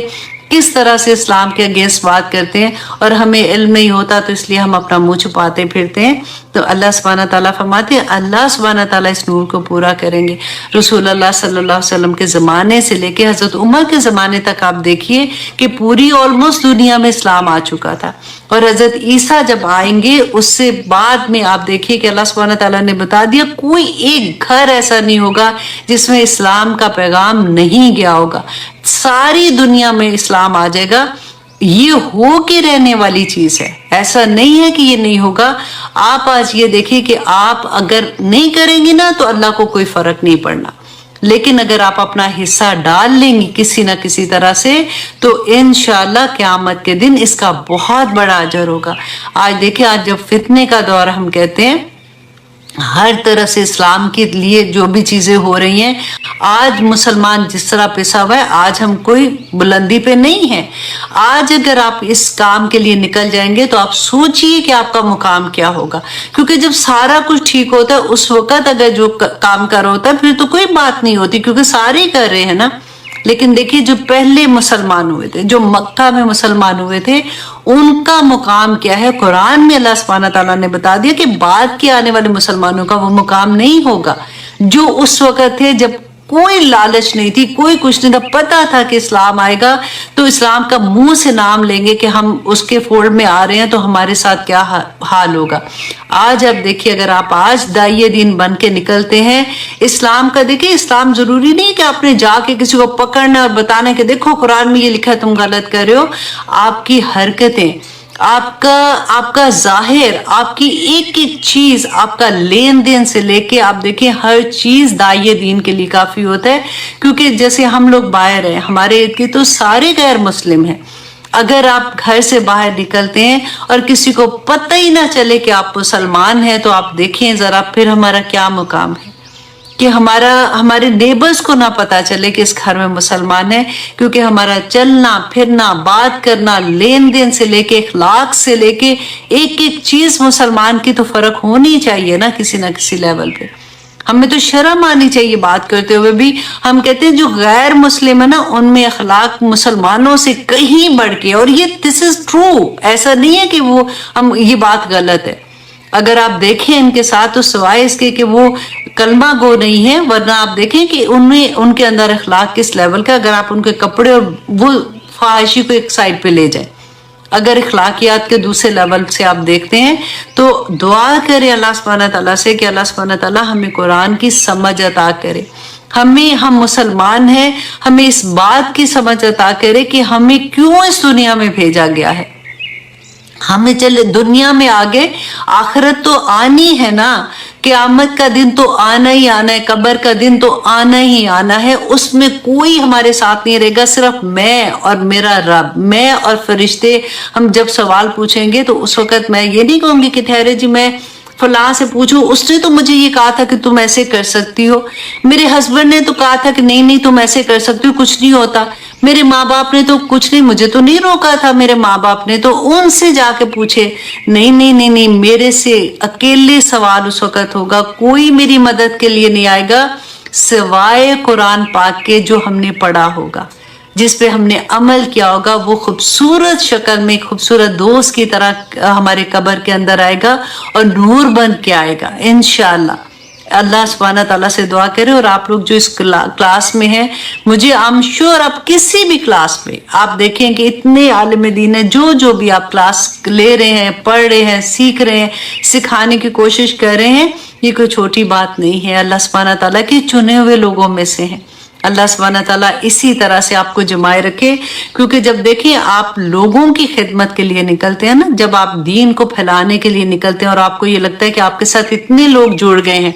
तो शैतान जो होता है ना, वो अपने चेलों को नहीं भेजता आपको हलाने के लिए, वो खुद आता है आपको बताने के लिए कि किसी तरह से इसको इससे हटाओ, ताकि ये अगर इस लाइन पे जम गई तो ये 10,000 और लोगों को भी अपने साथ जमा लेगी। तो इस चीज को समझिएगा। फिर आपके ज़हन में 100 तरह के सवाल आएंगे कि मैं तो अभी इस उम्र में क्या पढ़ूं, अब तो उम्र ही गुजर गई है। नहीं, ऐसा कुछ नहीं है।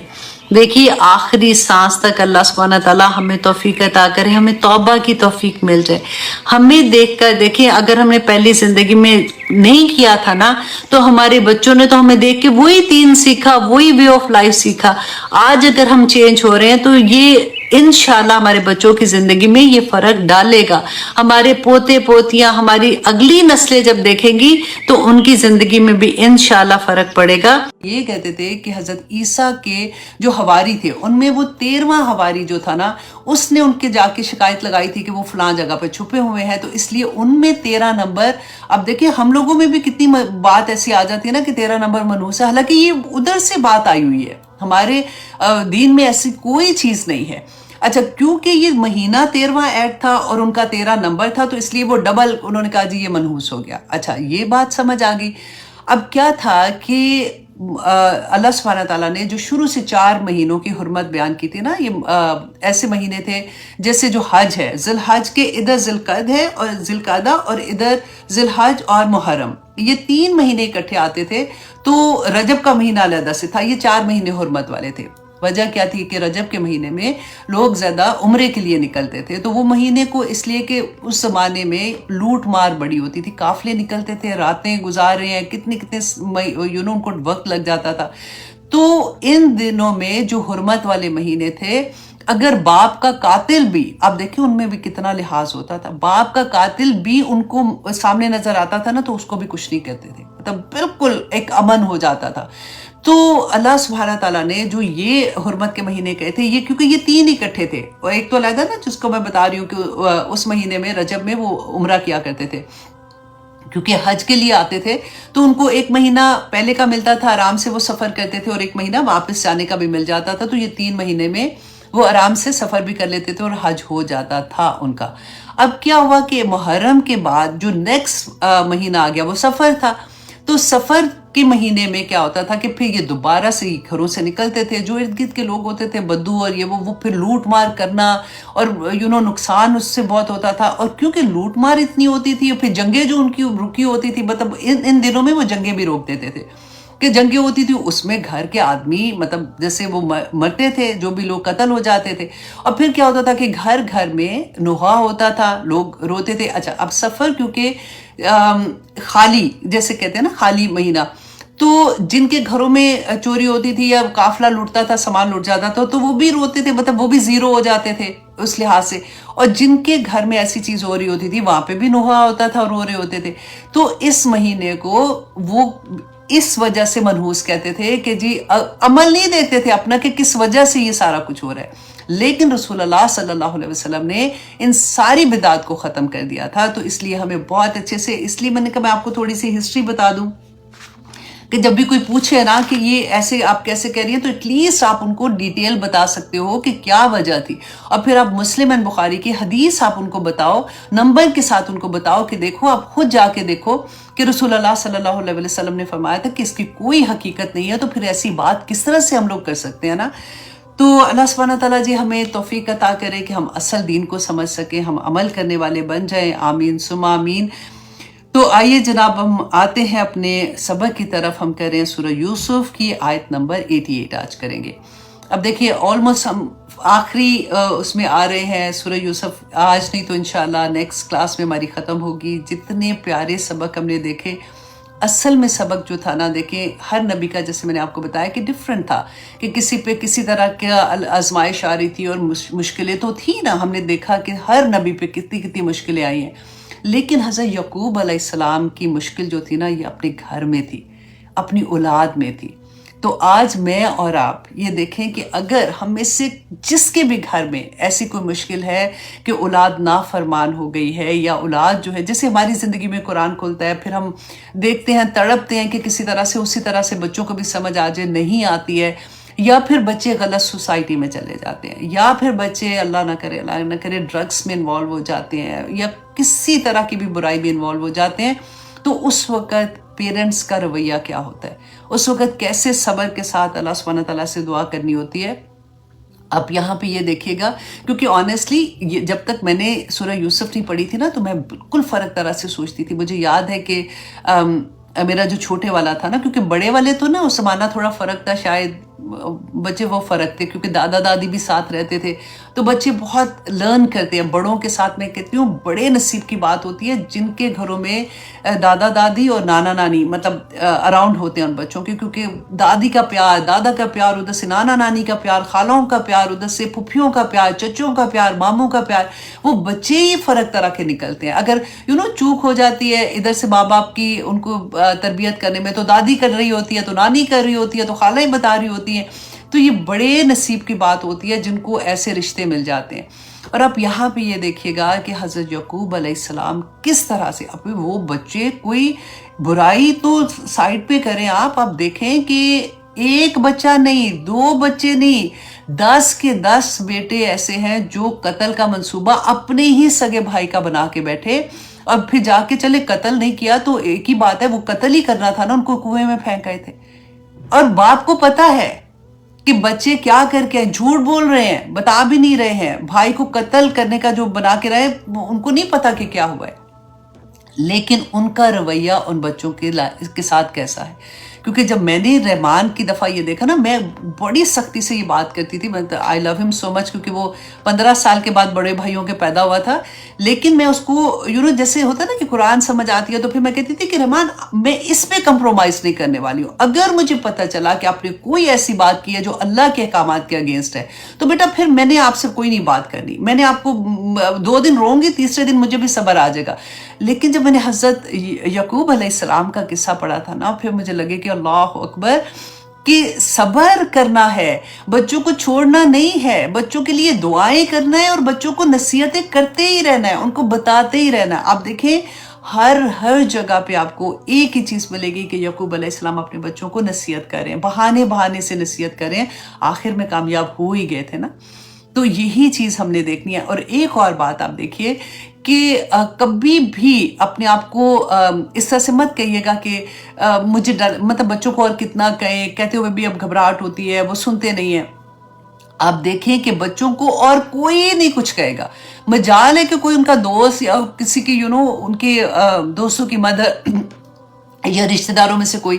ایسے نہیں کوئی کسی کو کچھ کہہ سکتا سوائے ماں باپ کے۔ آپ کا فرض بنتا ہے کہ اگر بچوں کو کوئی ایسی چیز آپ دیکھتے ہیں، فار ایگزامپل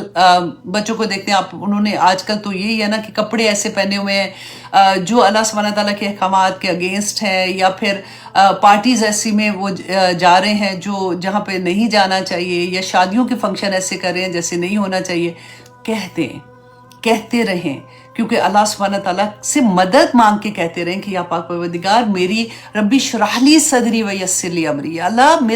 میں جب اس کو جو میں بات بتاؤں نا، اس کو یا اللہ اس کے سینے میں اتر جائے، اور انشاءاللہ اترے گی، کیونکہ اگر ماں باپ نہیں کہیں گے تو کوئی اور نہیں کہنے والا۔ کل کو مر جائیں گے نا تو بچوں کو واللہ یاد رہے گا، وہ ضرور ان کو پتا ہوگا کہ میری امی نے اس وقت مجھے یہ کہا تھا، یا میری نانی اس وقت یہ کہتی تھی، یا میری دادی اس وقت یہ کہتی تھی، تو ان کے لیے آسانیاں ہو جاتی ہیں۔ تو یہاں پہ اس پوری سورہ میں ہم یہی بار بار دیکھیں گے. الحمدللہ ثم الحمدللہ اتنا سیکھنے کو ملتا ہے کہ میں وہی کہتے قربان جائے اللہ سبحانہ تعالیٰ پہ کہ کون کیسے ہمیں سمجھائے گا, کون کن لفظوں سے ہمیں سمجھائے گا, جس طرح سے اللہ سبحانہ تعالیٰ ہمیں ایگزامپلز دے دے کے سمجھاتے ہیں کہ دیکھو کل کو اگر ایسی سچویشن ہو جاتی ہے, اب نبی سے زیادہ تربیت اور کون اپنی اولاد کی کرتا, رائٹ. تربیت کی بھی تم لوگوں نے, پھر بھی پاسا پلٹ گیا, پھر بھی بچوں نے کچھ ایسا کر دیا, تو تم نے کس طرح سے صبر کے ساتھ ان کو چھوڑنا نہیں ہے,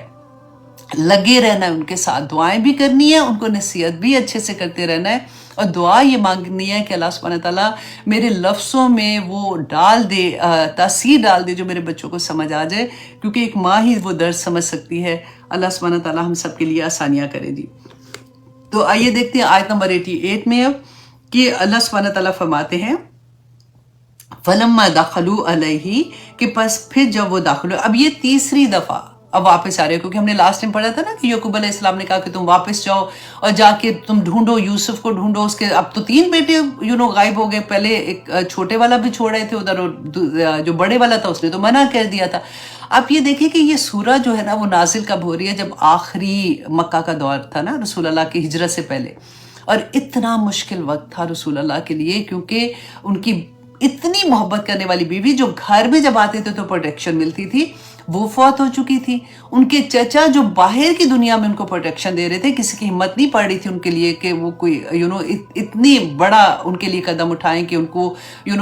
خدا نخواستہ ان کو قتل کرنے کا یا اس طرح سے. تو کیونکہ وہ سردار تھے اور ان کی پروٹیکشن تھی, وہ بھی چلے گئے.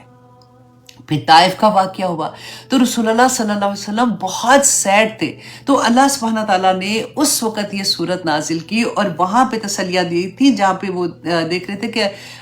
یعقوب علیہ السلام نے کہا انما اشکو بثی وحزنی الی اللہ, کہ اللہ سے شکوہ کر رہے ہیں اور اللہ سبحانہ تعالیٰ ان کی بات سن رہے ہیں. اور پھر یہ کہ انہوں نے یہ کہا کہ ولا تائسو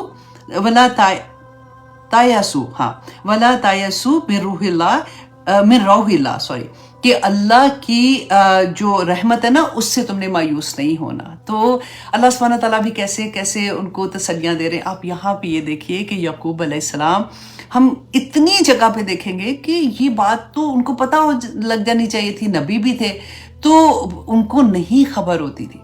اب جہاں پہ ہم آج کے سبق میں دیکھیں گے نا تو آپ نے یہ پوائنٹ بھی نوٹ کرنا ہے کہ آج ان کو کیوں پتہ لگ رہا ہے, اس وقت کیوں نہیں پتہ لگا تھا, کیونکہ غائب کا علم سوائے اللہ کے کسی کے پاس نہیں ہے. اللہ سبحانہ تعالیٰ جب چاہتے ہیں, جس وقت چاہتے ہیں اور جتنا چاہتے ہیں اتنا علم عطا کر دیتے ہیں. کلی علم غائب کا کسی کے پاس نہیں ہے. آج ہم ہر ایرا وغیرہ کے پاس پہنچ جاتے ہیں اور ہم سوچتے ہیں کہ ہمارا ہاتھ دیکھ کے بتاؤ کہ کیا ہونا ہے, اچھا جی یہ ہفتہ کیسے گزرے گا, تو ہم یہ کیسے کریں گے, نعوذ باللہ, ہم کیسے شرک میں انوالو ہو جاتے ہیں. اور یہاں پہ نبیوں کا دیکھیں, اللہ سبحانہ تعالیٰ فرماتے ہیں کہ جب وہ جو بھائی تھے وہ یوسف علیہ السلام کے پاس گئے ہیں, تیسری دفعہ آپ گئے ہیں, تو قولو انہوں نے کہا یا ایوہ العزیز, اے عزیز, مسنا و اہلنا درو, کہ پہنچی ہے ہمیں اور ہمارے گھر والوں کو تکلیف, وجئنا ببضاعۃ مزجاۃ, تو ہم بہت تھوڑی سی پونجی لے کے آئے. اب ان کے پاس تو ختم ہو گئے ہوئے تھے پیسے, تو اب لا کے جتنی بھی ان کے پاس پونجی تھی وہ لا کے حضرت یوسف علیہ السلام کے پاس رکھی, اور انہوں نے کہا کہ یہ بہت حقیر سی پونجی سرمایہ ہم لے کے آئے ہیں. فاوفی, تو پورا پورا دیجئے, لنا ہمیں, لنا القیلا, ہمارے لیے غلہ, وتصدق علینا, تو ہم پر صدقہ کیجئے, ان اللہ یجزی المتصدقین, تو اللہ صدقہ کرنے والوں کو پسند کرتا ہے. اب یہاں پہ دیکھیے کہ سوال کر رہے تھے ان سے ڈیفینیٹلی, کیونکہ قحط کا زمانہ تھا. اب یہاں پہ مفسرین کہتے ہیں کہ جو یہ لفظ آیا نا کہ صدقہ کیجئے, کہ نبیوں کی اولاد پہ بھی صدقہ جائز نہیں تھا. یہاں پہ جو صدقے کا لفظ ہے وہ ہے کہ ہم پہ کرم کیجئے, ہم پہ اپنا فضل کر دیجئے, تاکہ ہمارے اوپر جو مشکل آئی ہے اس کو ہم اسے پورا کر سکے, تاکہ جو غلہ آپ نے ہمیں دینا ہے, ہمارا سامان دیکھ کے, جتنے ہم قیمت لائے ہیں دیکھ کے نہ دیجئے گا, بلکہ آپ رحم کرنا ہم پہ. تو اس صورت میں آیا ہے. اچھا, اب سوال کرنے کے بارے میں نے ایک حدیث پڑھی تھی جو میں آپ کے ساتھ شیئر کرنا چاہوں گی, کہ مسلم کی حدیث ہے 1044. اتنا آنیسٹلی ڈر لگتا ہے کئی دفعہ کہ اتنی کلیئر رسول اللہ صلی اللہ علیہ وسلم نے چیزیں ہمیں بتا دی ہیں, کہ انہوں نے کہا کہ ہم جب سوال کسی سے کرتے ہیں نا تو فرمایا کہ صرف 3 حالتوں میں سوال کرنا جائز ہے. آپ کسی سے جب کوئی مدد مانگنے کے لیے بیسیکلی سوال کرتے ہیں. نمبر 1 وہ کہتے ہیں کہ جب کوئی شخص مقروض ہو اس وقت وہ سوال کر سکتا ہے. آپ کو پتہ ہے نا کہ جس کے اوپر قرض ہوگا نا اس کا جنازہ بھی رسول اللہ نہیں پڑھتے تھے. میں نے ابھی آپ کو میرا خیال ہے لاسٹ یا اس سے پہلے والے کلاس میں بتایا تھا کہ 3 دور رسول اللہ پہ آئے تھے. پہلا دور تھا جب یہ مدینہ میں ابھی آتے ہیں تو رسول اللہ جنازہ نہیں پڑھاتے تھے. سیکنڈ جو دور تھا اس میں یہ تھا کہ اب مسلمانوں کے حالات تھوڑے بہتر ہو گئے تھے تو کوئی اور اگر یہ کہتا تھا کہ ہم اس کا قرض ادا کر دیں گے تو رسول اللہ جب وہ کنفرم کر لیتے تھے پھر جنازہ پڑھاتے تھے. تیسرا دور وہ تھا جب خیبر کے بعد رسول اللہ صلی اللہ علیہ وسلم کے پاس بھی کافی مال تھا تو رسول اللہ یہ فرمایا کرتے تھے کہ اگر اس کا کوئی قرض ہے تو وہ میں اپنی طرف سے ادا کروں گا لیکن اس کی وراثت جو ہے وہ اس کے وارثوں میں ہی تقسیم ہوگی. اتنی بڑی بات ہے کہ اگر ہم نے کسی کا قرض لیا ہوا ہے نا اسے زندگی میں کوشش کریں کہ چکا دیں, کیونکہ رسول اللہ نے فرمایا تھا کہ سوال ایک ہی صورت میں اگر قرض ہے تو اس کے لیے آپ کر سکتے ہیں کسی سے سوال. نمبر 2 ایسا شخص جس کا تمام مال کسی آفت میں ختم ہو گیا ہو, ضائع ہو گیا ہو. جیسے آفت آ جاتی, زلزلہ آ جاتا ہے یا طوفان آ گیا یا کوئی ایسا کہ گھر بار تباہ ہو گیا, کاروبار تباہ ہو گیا, اچانک سب کچھ ختم ہو گیا, تو اس وقت وہ کسی سے مدد کے لیے سوال کر سکتا ہے. نمبر 3 ایسا شخص جو فاقے سے ہو اور 3 عقل مند لوگ, مطلب اس جگہ کے 3 لوگ اس کی گواہی دیں کہ اس کے یہ حالات ہیں. کتنا بڑی بات ہے. اس وقت یہ سوال کر سکتا ہے. اس کے علاوہ جو شخص سوال کر کے کھائے گا وہ حرام کھائے گا. اللہ اکبر, اللہ اکبر. کیونکہ اللہ سبحانہ تعالیٰ آسانیاں کرے جی. اب کیا کریں, میں تو کہتی ہوں آج کل دیکھیں لوگوں سے جب بھی کسی سے بات ہوتی ہے, کیونکہ ماشاءاللہ اتنے اسٹوڈنٹ بھی ہیں, ٹیچرز ہیں, آج کل تو بجلی کے بل ہی اتنے مار دیتے ہیں, کہاں سے پورے کریں گے. اب دیکھیں پے ہی نہیں ہے اتنی جتنا بجلی کا بل آ گیا. ایک عام, چلو اوپر والے لیول کو چھوڑ دو, ایک عام بندہ جو ریڑھی بھی لگا رہا ہے یا کچھ ٹھیلا لگا کے کما کے اتنا کہ بچوں کا پیٹ بھر سکے, وہ کہاں سے بجلی کے بل دیں گے. اللہ اکبر. اتنا مشکل وقت ہے. آنیسٹلی میں کبھی سوچتی ہوں کہ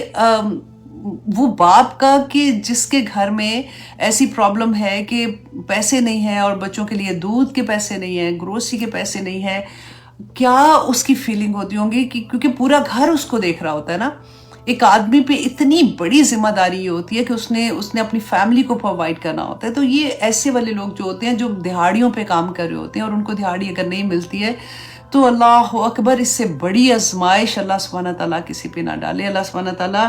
ہمارے پاکستان پہ سب پہ اپنا رحم کرے. اللہ سبحانہ تعالیٰ وہاں پہ اتنی جابس ہو جائیں کہ ینگ بچے, دیکھیں اتنا ڈپریشن ہو جاتا ہے جب جابس نہیں ملتی ہیں. پڑھی لکھی بچیاں, پڑھے لکھے لڑکے جو ہیں ان کو جاب نہیں ملتی ہے. تو اللہ سبحانہ تعالیٰ ہم سب پہ اپنا رحم کرے جی. آمین ثم آمین.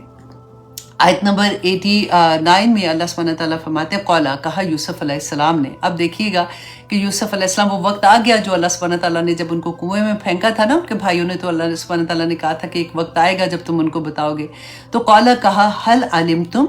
کیا تم جانتے ہو, ما فعلتم بیوسف, جو تم نے کیا تھا یوسف کے ساتھ, و اخی, اور اس کے بھائی کے ساتھ, اذ انتم جاہلون, جب تم نادان تھے.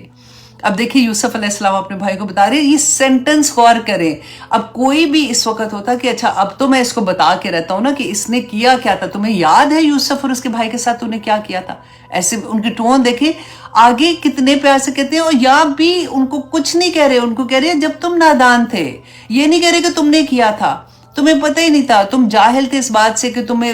تکبر میں جاہل تھے یا تمہیں عقل نہیں تھی اس لیے تم جاہل تھے. ڈائریکٹ پھر بھی حملہ نہیں کیا. ایک ہوتا ہے نا ڈائریکٹ کسی پہ حملہ کرنا, اور ایک ہوتا ہے انڈائریکٹ وہ بات کرنا. یہ یہاں پہ ہمیں یہ سکھاتا ہے کہ اس وقت بھی یوسف علیہ السلام نے کتنے صبر کا مظاہرہ کیا. قالو, کہا ان کے بھائیوں نے, انکا لانت یوسف, کیا تو ہی یوسف ہے. جیسے حیران ہو کے ایک دم سے بندہ کہتا ہے نا کہ پھر جب ایسی بات ہوتی ہے تو بندہ غور سے دیکھتا ہے تو پھر لگتا ہے کہ ہاں وہی شکل ہے, وہی ایسے ہے, تو کیا تو ہی یوسف ہے. قالا, کہا یوسف علیہ السلام نے, انا یوسف, کہ میں یوسف ہوں, وہذا اخی, اور یہ میرا ہی بھائی ہے. قد من اللہ علینا, اللہ نے احسان کیا ہم پر, انہو, بے شک وہ, من یتقی, جو کوئی تقوی کرے گا, ویصبر, اور صبر کرے گا, فإن اللہ لا یضیع اجر المحسنین, تو اللہ محسنین کا اجر ضائع نہیں کرتے. آپ یہاں پہ دیکھیے کہ ساتھ ہی فوراً جیسے کہا نا کہ ہاں میں یوسف ہوں، تو ایک دم سے ہوتا ہے نا کہ ہاں اتنا بادشاہ کی جگہ پہ بیٹھے ہوئے، اتنا بڑا مقام، تو فوراً ہی وہ اپنے آپ کو انہوں نے اسے بری کر دیا کہ نہیں یہ جو کچھ بھی ہے نا، قد من اللہ، اللہ نے احسان کیا مجھ پہ، میرا اس میں کوئی ہاتھ نہیں ہے۔ اب دیکھیے ہر وقت نا حضرت یوسف علیہ السلام کو دیکھیے، حضرت یعقوب علیہ السلام کو دیکھیے، بات واپس مڑ کے اللہ سبحانہ تعالیٰ کی طرف لے کے جاتے ہیں کہ اللہ کی پہچان کرانے کے لیے۔ تو اللہ سبحانہ، اب یہاں پہ دیکھیے کہ اللہ نے احسان کیا، اتنا بڑا درجہ دے دیا، اتنا بڑا رتبہ عطا کر دیا، دنیا میں عزت کا مقام دے دیا، اور وجہ کیا بتا دی، یہ من کو آپ انڈر لائن کریں، من جو ہوتا ہے نا یہ کامن سب کے لیے آ گیا، یہ خاص یوسف علیہ السلام کے لیے نہیں رہا۔ من جو ہوتا ہے نا یہ عام کرنے کے لیے کہتے ہیں کہ جو کوئی بھی، یا تک کہ جو کوئی تقوی اختیار کرے گا اور جو کوئی صبر کرے گا تو اللہ سبحانہ تعالیٰ آج بھی اس کو اس مقام تک پہنچا دیں گے۔ یہ کی ہے اس پوری آیا کی۔ اور پھر اللہ سبحانہ تعالیٰ نے فرمایا کہ اللہ نہیں ضائع کرتا اجر نمبر 3 محسنین کا۔ ایک کیا تھا؟ اللہ کا تقوی۔ تقوی کیا ہے؟ کہ اس طرح سے ڈر کے رہنا کہ اللہ سبحانہ تعالیٰ میں کوئی غلط کام نہ کروں کہ میرے اللہ سبحانہ تعالیٰ کو وہ چیز پسند نہ آئے، اللہ سے ڈر کے رہنا ہے نا۔ اور دوسرا کیا کہ صبر کے ساتھ، اگر کوئی مشکل آ جاتی ہے، کوئی پریشانی آ جاتی ہے تو تب بھی صبر کے ساتھ توکل اللہ سبحانہ تعالیٰ پہ۔ اور تیسری چیز کیا کہ محسنین، کہ جتنا جو کرے اس سے بڑھ کے کرو۔ دیکھو وہ اچھا، میں اچھی تو اس میں کیا اچھائی تھی، وہ بھی میرے ساتھ اچھا تھا، میں بھی اچھی ہو گئی۔ اچھا وہ ہوتا ہے کہ جب وہ آپ کے ساتھ اچھا نہیں کر رہا لیکن آپ اس کے ساتھ اچھا کر رہے ہیں۔ آزما کے دیکھیے گا، یہ بڑا مشکل مقام ہوتا ہے۔ اسی لیے اللہ سبحانہ تعالیٰ نے کہا قد من اللہ علینا کا جو لفظ ہے کہ اللہ سبحانہ تعالیٰ آج بھی ان لوگوں کو عرش کے درجے پہ پہنچا دیں گے جب وہ یہ 3 چیزیں کریں گے۔ تو یہ 3 چیزیں وہ کی ہیں جو انسان کرے گا تو اللہ سبحانہ تعالیٰ اس پہ اس دنیا میں بھی رحم کریں گے اور آخرت میں بھی اللہ سبحانہ تعالیٰ ان کے درجات بلند کریں گے۔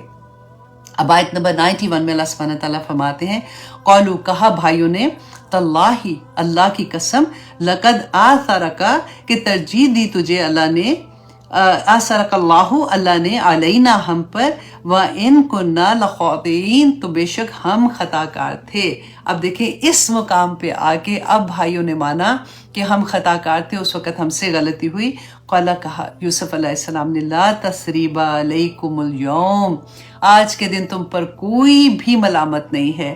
یغفر اللہ لکم، اللہ معاف کرے تمہیں، وہو ارحم الراحمین، اور وہ سب سے زیادہ معاف کرنے والا ہے۔ دیکھیں اتنا خوبصورت کلمہ ہے۔ اب دیکھیے کہ نہ صرف ان کو معاف کر رہے ہیں، ان کے لیے دعائیں بھی کر رہے ہیں کہ اللہ تمہیں معاف کرے جو تم نے کیا ہے، اور وہ بہت رحم کرنے والا ہے، سب سے زیادہ رحم کرنے والوں سے۔ اور یہ جو لا تثریب ہے نا، تو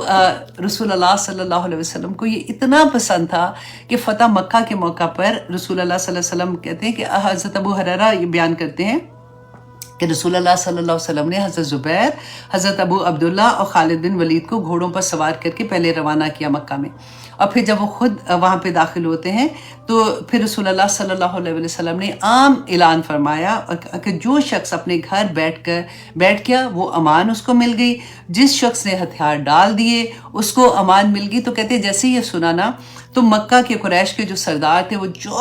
جو ہے وہ خانہ کعبہ میں داخل ہونا شروع ہو گئے کہ وہاں پہ جگہ تنگ ہو گئی۔ تو رسول اللہ صلی اللہ علیہ وسلم نے خانہ کعبہ کا طواف کیا اور پھر مقام ابراہیم کے پیچھے نماز پڑھی، اور پھر لوگ رسول اللہ صلی اللہ علیہ وسلم کے ہاتھ پہ بیعت کرنے لگے، اور پھر آپ نے رسول اللہ صلی اللہ علیہ وسلم نے مشرکین سے فرمایا کہ تم کیا کہتے ہو اور کیا گمان کرتے ہو کہ آج جیسے اب فتح ہوئی ہے، ہم لوگ انٹر ہوئے ہیں، تو آپ کیا گمان کرتے ہو کہ میرا تمہارے ساتھ کیسا سلوک ہوگا؟ تو مشرکین مکہ نے کہا کہ انہوں نے کہا کہ آپ ہمارے بھائی اور چچا زادے ہیں۔ دیکھیں اب بھائی اور چچا زاد یاد آ گئے تھے ان کو، چچا زاد ہیں، اور انہوں نے یہ بات 3 مرتبہ کہی کہ ہمیں پتہ ہے کہ جیسے آپ ہمارے ساتھ اچھا سلوک کریں گے۔ تو رسول اللہ صلی اللہ علیہ وسلم نے یہی آیات تلاوت کی تھی اس وقت، کیونکہ انہوں نے کہا کہ قال کا لا تثریب علیکم اليوم، آج کے دن کسی پر کوئی ملامت نہیں ہے۔ حالانکہ رسول اللہ صلی اللہ علیہ وسلم کو جتنا انہوں نے تنگ کیا تھا، جنگوں میں جتنا تنگ کیا تھا، آپ سوچیں کہ کس طرح کے حالات سے گزرے تھے۔ رسول اللہ بدلہ لے سکتے تھے نا، لیکن سب کو معاف کر دیا رسول اللہ نے۔ اور آگے دیکھیے آیت نمبر 93 میں اللہ سبحانہ تعالیٰ فرماتے ہیں کہ اذهبوا بقمیصی، کہ اب یوسف علیہ السلام نے جب ان کو یہ کہا، اس کے بعد ان سے کہا کہ میری قمیض اتار کے انہوں نے دی کہ یہ میری قمیض لے جاؤ، حاذا یہ فَأَلْقُوهُ عَلَى وَجْهِهِ، ابھی تو اس کو میرے باپ کے چہرے پر ڈال دو۔ اب یہاں پہ دیکھیے کہ قمیض پورے سورہ یوسف میں آپ دیکھیے کہ ایک قمیض کا واقعہ کتنی دفعہ آیا ہے۔ پہلے یوسف علیہ السلام کی قمیض جو ہے وہ ان کے بھائی جو ہے لے کے آتے ہیں اس پہ خون لگا کے، تو وہ کہتے ہیں بھیڑیا ان کو کھا گیا، تو وہی قمیض کے غم اسی غم میں حضرت یعقوب علیہ السلام کی آنکھیں چلی گئی، رو رو کے کہتے ہیں ان کی آنکھیں سفید ہو گئی۔ پھر یہی قمیض تھی جو زلیخا والا قصہ ہم نے پڑھا تھا کہ جب اس نے پھاڑ دی تھی پیچھے سے، دیکھا کہ پیچھے سے پھٹ گئی ہے، تو وہی گواہی ان کی بن گئی تھی کہ یہ ان کا کوئی قصور نہیں ہے، اور پھر اسی وجہ سے یہ جیل میں چلے گئے تھے۔ اب وہی قمیض دوبارہ سے اب واپس جائے گی باپ کے پاس، تو ان کی آنکھیں جو ہے وہ روشن واپس ہو جائیں گی۔ تو یہاں پہ آپ دیکھیے کہ یہ جو قمیض انہوں نے کہا کہ یہ لے جاؤ میرے باپ کے پاس، یأتی بصیرا، تو وہ دیکھنے والا ہو جائے گا، وَأْتُونِي بِأَهْلِكُمْ أَجْمَعِينَ، تو اپنے سب گھر والوں کو لے آؤ میرے پاس۔ اب اس کے بارے میں آپ کو 2 احادیث بھی سنا دیتی ہوں کہ کیونکہ ہم لوگ جب ایسے پڑھتے ہیں نا تو پھر ہوتا ہے اچھا ایسے کیسے ہوا تھا کہ کیا اس طرح سے کر سکتے تھے، جیسے کہتے ہیں نا کہ کسی سے جیسے ہم رسول اللہ صلی اللہ علیہ وسلم کے وہ ہیں بال مبارک ہے نا، تو ان سے ہم لوگ کیسے کیا کہنا چاہیے، چلے میں آپ کو حدیث سے سناتی ہوں، میرے پاس ورڈز کیونکہ میں بہت ڈرتی ہوں ایسی بات کہتے ہوئے بھی، مجھے پراپر ورڈ نہیں مل رہا، لیکن حدیث سنیں گے تو آپ کو سمجھ آ جائے گی۔ صحیح بخاری کی حدیث ہے 5896۔ حضرت عثمان عثمان بن عبداللہ روایت کرتے ہیں، میرے گھر والوں نے حضرت ام سلمہ کے پاس پانی کا ایک پیالہ لے کر بھیجا، تو کہتے ہیں، یہ عثمان کہتے ہیں کہ وہ چاندی سے ملمع کی ہوئی ایک چھوٹی سی ڈبیا تھی، اس میں رسول اللہ صلی اللہ علیہ وسلم کے بالوں میں سے کچھ بال تھے۔ جب کسی انسان کو کوئی نظر لگ جاتی یا وہ بیمار ہو جاتا تو وہ آپ حضرت سلمہ کے پاس ایک برتن بھیج دیتا تھا، تو وہ اس میں آپ صلی اللہ علیہ وسلم کے بال ڈبو کر نکال لیتی تھی، تو وہ پانی جو ہے اس سے ان کو شفا مل جاتی تھی۔ تو اچھا جی، اب دوسری مسلم کی حدیث ہے 2069، حضرت اسما، حضرت عائشہ کی جو بہن ہے نا، حضرت اسما نے کہا کہ رسول اللہ صلی اللہ علیہ وسلم کا ایک جبہ تھا جو حضرت عائشہ کے پاس تھا، جب ان کا انتقال ہوا تو وہ میں نے لے لیا، رسول اللہ صلی اللہ علیہ وسلم وہ جبہ پہنا کرتے تھے، کہتی ہیں کہ ہم بیماروں کے لیے اسے دھوتے تھے اور اس سے ان کے لیے شفا طلب کرتے تھے۔ تو یہ 2 حدیثیں تھی جو میں آپ کے سامنے رکھنا چاہ رہی تھی، کیونکہ حضرت یعقوب علیہ السلام کا قصہ تھا تو ہمارے نبی صلی اللہ علیہ وسلم کے ساتھ بھی بے شمار ایسے واقعات تھے، تو کیونکہ وقت کم ہوتا ہے تو اس لیے مجھے یہ تھا کہ میں آپ لوگوں کے ساتھ بس اتنا سا شیئر کر دوں۔ اچھا جی، اب انہوں نے قمیض دی اور انہوں نے کہا کہ تم جاؤ اور جا کے یہ قمیض جو ہے یہ میرے جو فادر ہیں ان کے چہرے پر رکھ دینا اور وہ دیکھنے والے ہو جائیں گے۔ اب سوال یہ پیدا ہوتا ہے کہ پہلے یوسف علیہ السلام نے ایسا کیوں نہیں کیا ہے نا، کیونکہ بھائی جب آیا تھا تو تب بھی انہوں نے ان کو رکھ لیا، ان کو پتا تھا کہ ان کے فادر جو ہے وہ بڑی تکلیف میں ہوں گے، تو اس وقت انہوں نے ایسا کیوں نہیں کیا۔ اب آگے پڑھیں، میں آپ آگے بھی دیکھتے ہیں کہ کتنے پیارے میسیجز ہمیں ملتے ہیں نا۔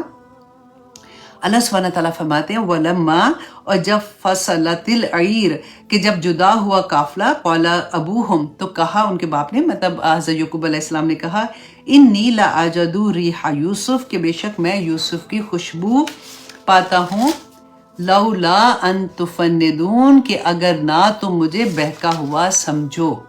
اب خیال یہ ہوتا ہے کہ جب ہم پڑھ رہے ہوتے ہیں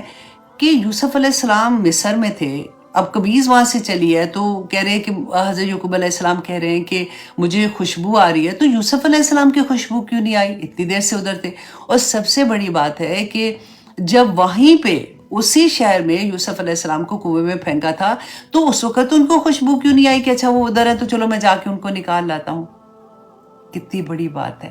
کہ اللہ سبحانہ تعالیٰ غائب کا علم جب چاہتے ہیں اسی وقت دیتے ہیں، اس لیے یہ بات کو نا ایک مور لگا کے اپنے ساتھ رکھ لیں، کیونکہ اکثر ہم چھوٹی چھوٹی باتوں پہ نا لوگوں کی باتوں میں آ جاتے ہیں، تو آپ ریفرنس دے سکتے ہو کہ آپ سورہ یوسف تو جا کے پڑھ کے دیکھو اور ایک ایک جگہ پہ آپ کو اس کا آنسر مل جائے گا کہ کس طرح سے۔ دیکھیں حضرت یوسف علیہ السلام جو تھے،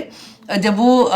اس کے عزیز مصر کے گھر میں تھے، اچھے بھلے مطلب ٹھیک ٹھاک رہ رہے تھے، تب بھی ان کو پتا تھا کہ ان کے باپ ادھر ہیں اور ان کو یہ بھی پتا تھا کہ باپ اتنا پیار کرتا، تو جا سکتے تھے یا پیغام دے سکتے تھے، کسی طرح سے بھی کوشش کرتے کہ میں ان کو بتاؤں کہ میں زندہ ہوں۔ رائٹ. لیکن جب پھر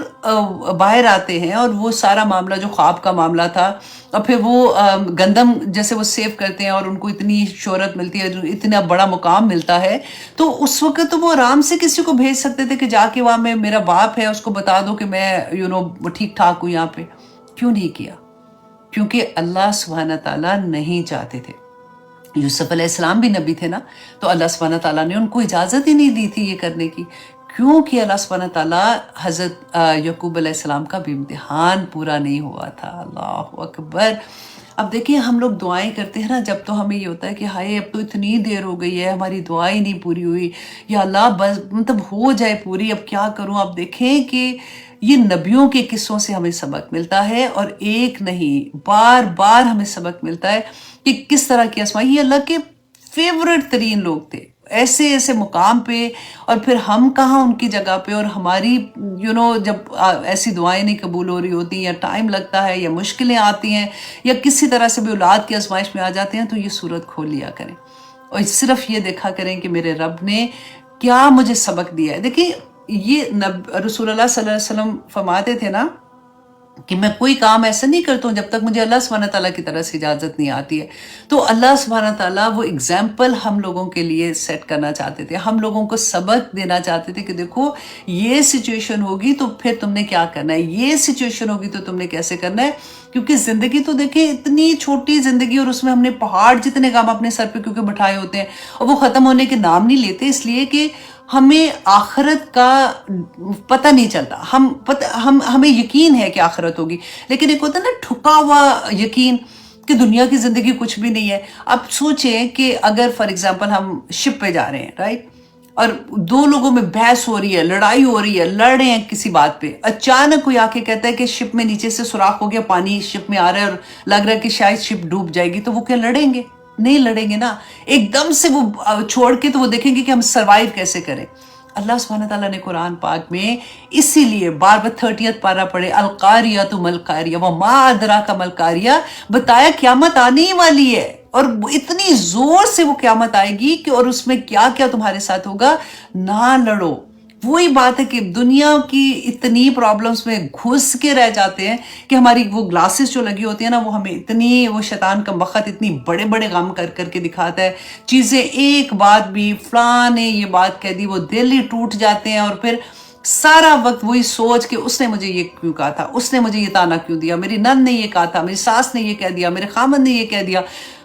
اتنی پیاری زندگی، اتنی امپورٹنٹ زندگی، وہ وقت جس کا حساب ہوگا ہم ایسے ہی ضائع کر دیتے ہیں فالتو میں. اگر ہمیں یہ پتا ہو کہ میرے رب نے یہ مجھے کیوں زندگی دی ہے، تو ہم کبھی ایسی حرکت نہ کریں. ہمیں یہ پتا ہوگا کہ ہم نے جا کے اس وقت کا حساب دینا ہے، کیونکہ ہم پیدا ہی جنت کے لیے ہوئے ہیں نا. ارے تو ہر ایک کے گھر جنت میں بنے ہوئے ہیں، ان کو حاصل کرنا ہے. یہ جو راستے میں چیزیں آ رہی ہیں نا، تو who cares، وہ ایک ہوتا ہے نا ورڈ، وہ ایٹیٹیوڈ. کاش اللہ سبحانہ تعالیٰ سے دعا کرنی چاہیے، یا اللہ وہ ایٹیٹیوڈ دے دے کہ کوئی کچھ بھی کہہ دے. وہ کہتے ہیں نا کہ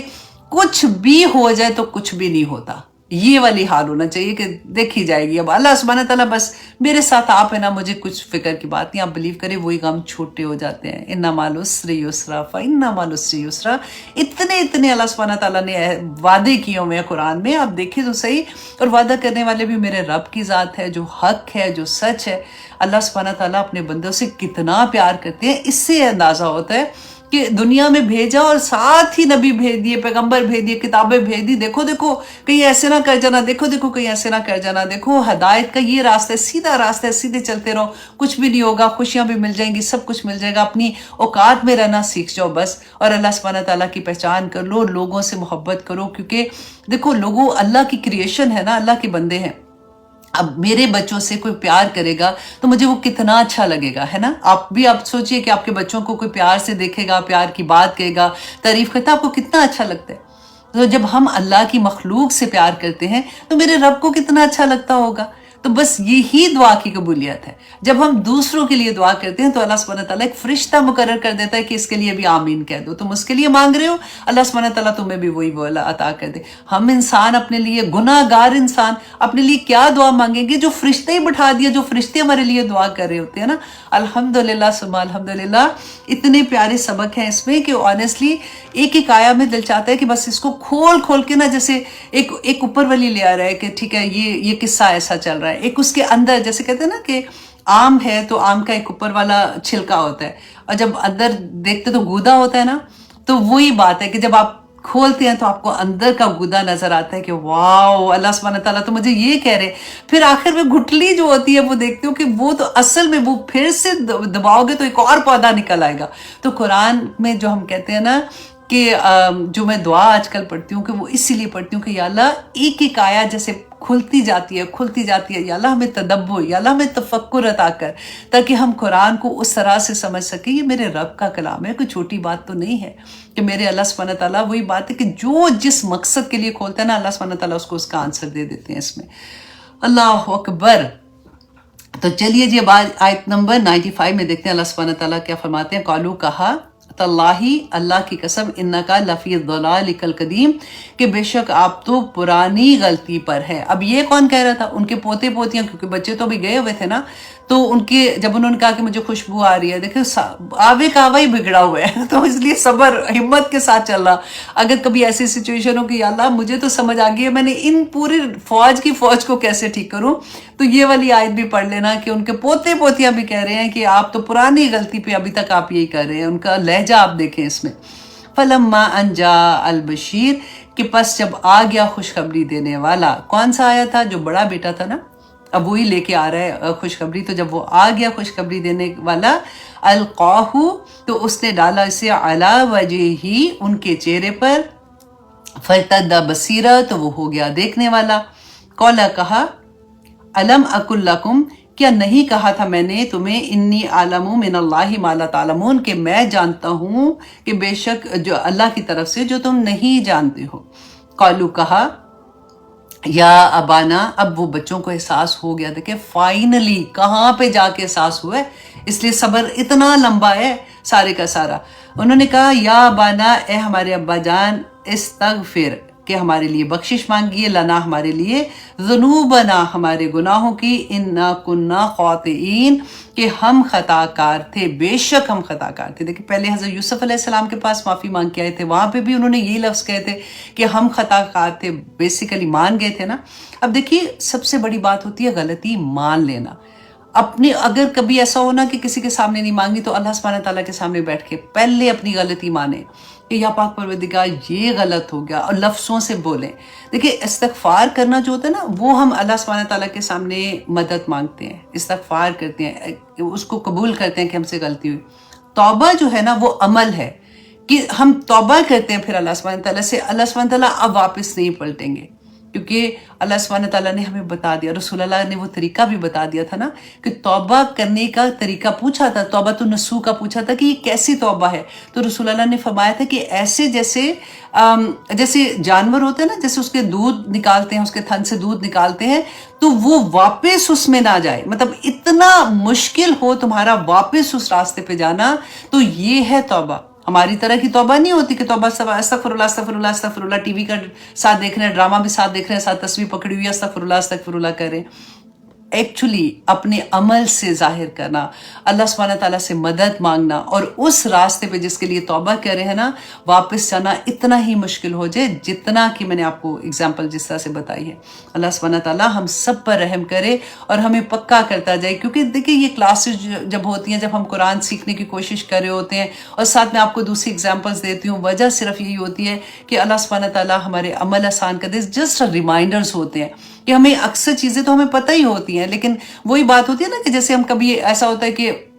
کوئی ہمیں بتاتا ہے کہ دیکھو تم السی جو ہے وہ کھانا شروع کرو تو اس کے یہ فائدے ہیں، تو پھر کوئی بتاتا ہے کہ تم یہ والی چیز کھا لو گے تو تم اسے یہ فائدہ ہوگا، تو وہ ہم کرتے کرتے پہلا بھول جاتے ہیں اور دوسرا کرنا شروع ہو جاتے ہیں۔ اسی طرح سے بھی ہوتا ہے کہ ہم اچھی چیز بھی سن رہے ہوتے ہیں نا، تو ہمیں عادت پڑ جاتی ہے اچھا یہ پڑھنا ہے ہم یہ بھی پڑھتے ہیں، اچھا یہ کلمات ادا کرنے ہم یہ کر لیتے ہیں، یہ نوافل کرنے ہم یہ کرتے ہیں، اور کئی دفعہ ہم تو پچھلے والے بھول جاتے ہیں اور اگلی والے کرنا شروع کر دیتے ہیں۔ تو دیز آر جسٹ ریمائنڈرز۔ اللہ سبحانہ تعالیٰ قبول کرے۔ بس ایک چیز اور یاد رکھیے گا، کیا ٹائم ہے ابھی 51 ہوئے، کہ جب بھی ایک کیونکہ چغلی جو ہے نا اس کو چھوڑنا بہت مشکل ہوتا ہے، اسپیشلی جب ہم گروپ آف پیپل میں ہوتے ہیں نا، وہاں پہ چغلی نہیں لگاتا بندہ یوزلی، مجھے لگتا ہے، لیکن آسان چغلی پتہ کہاں لگتی ہے؟ جہاں پہ ہم 1 to 1 ہوتے ہیں، جہاں پہ میں اور فار ایگزامپل میری ایک دوست ہے یا میں اور میری ایک بہن بات کر رہی ہے، فون پہ بات کر رہے ہیں ان کے ساتھ، تو وہ پھر وہ دکھ سکھ ہوتے ہیں، پھر اس نے پورے خاندان کی رپورٹ دینی ہوتی ہے کہ تجھے پتہ ہے فلانے کی یہ ہوا، اس کے بچے کا یہ ہوا تھا، اس کی بیٹے کا یہ ہو گیا، اس کی ماں کا یہ ہو گیا، جو بھی تھا۔ وہ چغلیوں سے بھری ہوئی جو کنورسیشن ہوتی ہے نا، اللہ معاف کرے، کیونکہ کرنے والا تو چغلی لگا رہا ہے، سننے والا تو برابر کا گناہ گار ہے۔ آپ ایک بات دیکھیے گا، اس کے بعد آپ جو نماز پڑھیں گی نا، آپ کے ہاتھ دعا کے لیے اٹھیں گے نا، تو آپ کے آنسو یہاں سے گر رہے ہوں گے، کیونکہ آپ کو لگے گا کہ یا اللہ دعا نہیں قبول ہو رہی۔ دعا کے راستے میں کیا رکاوٹیں ہیں رسول اللہ نے بتا دی تھی نا، ہمارے گناہ، اور یہ کوئی چھوٹا گناہ تو نہیں ہے، ہماری دعاؤں کی قبولیت میں حائل ہو جاتے ہیں۔ جب آپ کبھی ایسا ہو کہ کب دعا نہیں قبول ہو رہی، تو دیکھیں کہ میرا عمل تو نہیں کہیں ایسا ہو گیا تھا، میں نے کہاں اپنے آپ کو انوالو تو نہیں کر لیا تھا۔ واللہ ایسا ہوتا ہے۔ آپ اس کے بعد جب دعا کے لیے ہاتھ اٹھائیں تو استغفار تو پہلے بہت دفعہ کریں، اور پھر کوشش کریں کہ اس کے بعد نہیں۔ ہاں ایک بات ہے، اگر آپ نے کسی کی بات کرنی ہے نا تو نام لے کے نہ کریں، وہ چغلی نہیں ہوتی ہے۔ اگر آپ نام نہیں لیں گے نا، آپ کامن بات کرتی، کیونکہ میں اس لیے آپ کو بتا رہی ہوں کہ بندہ سمجھتا ہے پھر میں کیا کروں، میں سانس بھی نہیں نکلتا، ہم بات پھر کیا کریں، اچھی باتیں کرو بھائی، لیکن اگر کئی دفعہ ایسا ہوتا ہے کہ کوئی بات ایسی کرنی ہے تو نام نہیں لیں۔ جب آپ نام لے کے کسی کی بات کرتے ہیں نا تو وہ چغلی ہو جاتی ہے، اور اگر وہ سچی بات ہے تو چغلی ہے، اگر وہ جھوٹی بات ہے تو وہ تہمت ہے، تو اس سے بھی بڑا گناہ سر کے اوپر آ جاتا ہے۔ دعائیں نہیں قبول ہوتی ہیں اگر ہماری زبان چغلیاں لگا کے آئے گی، تو اسی زبان سے اللہ کے سامنے جب دعا کریں گے نا تو رکاوٹیں آ جاتی ہیں، یہ بس سمجھ جائیں۔ انشاءاللہ اللہ سبحانہ تعالیٰ ہم سب کے لیے آسانیاں کریں گے۔ اچھا جی، اب کیا تھا کہ آیت نمبر 96 کی خوشخبری، یہ میں نے آپ کو بتا دیا تھا، اس نے ڈال دیا، وہ دیکھنے والے ہو گئے تھے۔ قالا کہا الم اقل لکم انی اعلم من اللہ ما لا تعلمون، یہ بھی کر لیا تھا۔ اچھا جی، انہوں نے استغفار کے لیے کہا تھا۔ اب آیت نمبر 97، قالو کہا یا ابانا استغفر لنا ذنوبنا انا کنا خاطئین، یہ بھی ابھی یہی بات ہم کہہ رہے تھے کہ اللہ سبحانہ تعالیٰ کہ انہوں نے کہا ابا ہمارے لیے دعا خطا کار ہیں، تو آپ ہمارے گناہوں کے لیے بخشش مانگیے۔ قالا کہا ان کے باپ نے،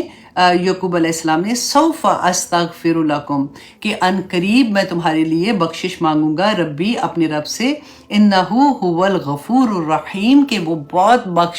بخشنے والا اور رحم کرنے والا ہے۔ اب یہاں پہ دیکھیے کہ انہوں نے اسی وقت کیوں نہیں کہہ دیا اب ہمارا، ہمیں تو لگتا ہے نا ہمارا بچہ ہمیں کہے گا تو ہم ہاں بچہ، ساتھ ہی دعائیں کرنا شروع ہو جاتے ہیں نا۔ یہاں پہ کیوں انہوں نے کہا کہ سوفا، سوفا جو ہوتا ہے نا، فا ہوتا ہے فوراً کوئی چیز کرنا، سوفا ہوتا ہے تھوڑی وقفے کے بعد،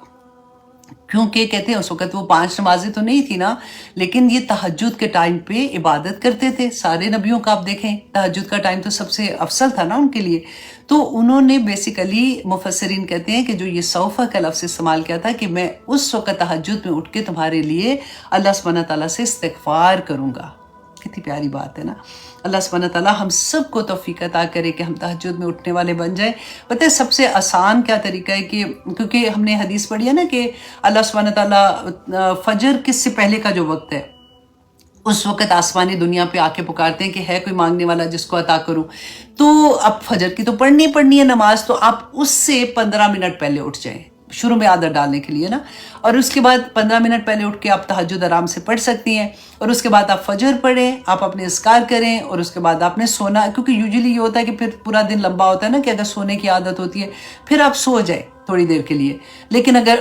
آپ تھوڑا لانگر اس کو کرنا چاہتی ہیں تو پھر اشراق بھی پڑھ لیں جلدی سے، थोड़ी देर के बाद इशराक हो जाती है, उतनी देर आप अपना पढ़ लेंगे, इशराक पढ़ने के बाद आप फिर सो जाएं। अल्लाह सुब्हानहू ताला हम सब के लिए इतनी आसानियाँ करे कि इतनी जिम्मेदारियाँ ना हो कि फ़ौरन ही उठना पड़े, या जिनके बच्चे छोटे हैं उनके लिए मुश्किल होती है बच्चों को स्कूल भेजना या कुछ भी होना, लेकिन हम जैसे लोग जो है उनके ऊपर जिम्मेदारियाँ फिर इतनी नहीं होती हैं, तो हम लोग ये आराम से कर सकते हैं। तो that is the easiest way actually.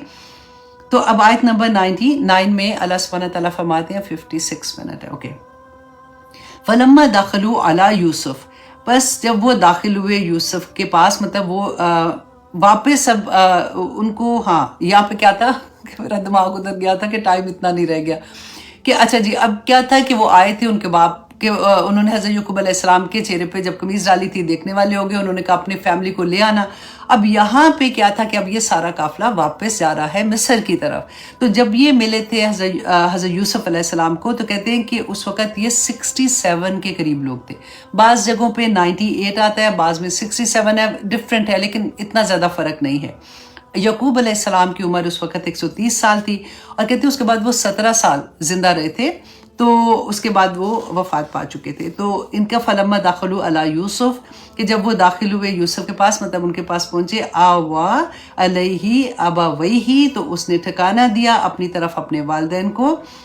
वक़ाला, और कहा इदखुलू, के दाखिल हो जाओ मिस्र में, इंशाअल्लाह। इंशाअल्लाह, देखिए इंशाअल्लाह ये उनकी शरीयत में भी था। ये हमें लगता है ना, जैसे हम पढ़ते हैं कि ये तो हमारी शरीयत में है, तो उनकी सूरह काफ में भी हमने पढ़ा था कि उस वक़्त भी हमने देखा था कि उनकी शरीयत में भी ये वर्ड था।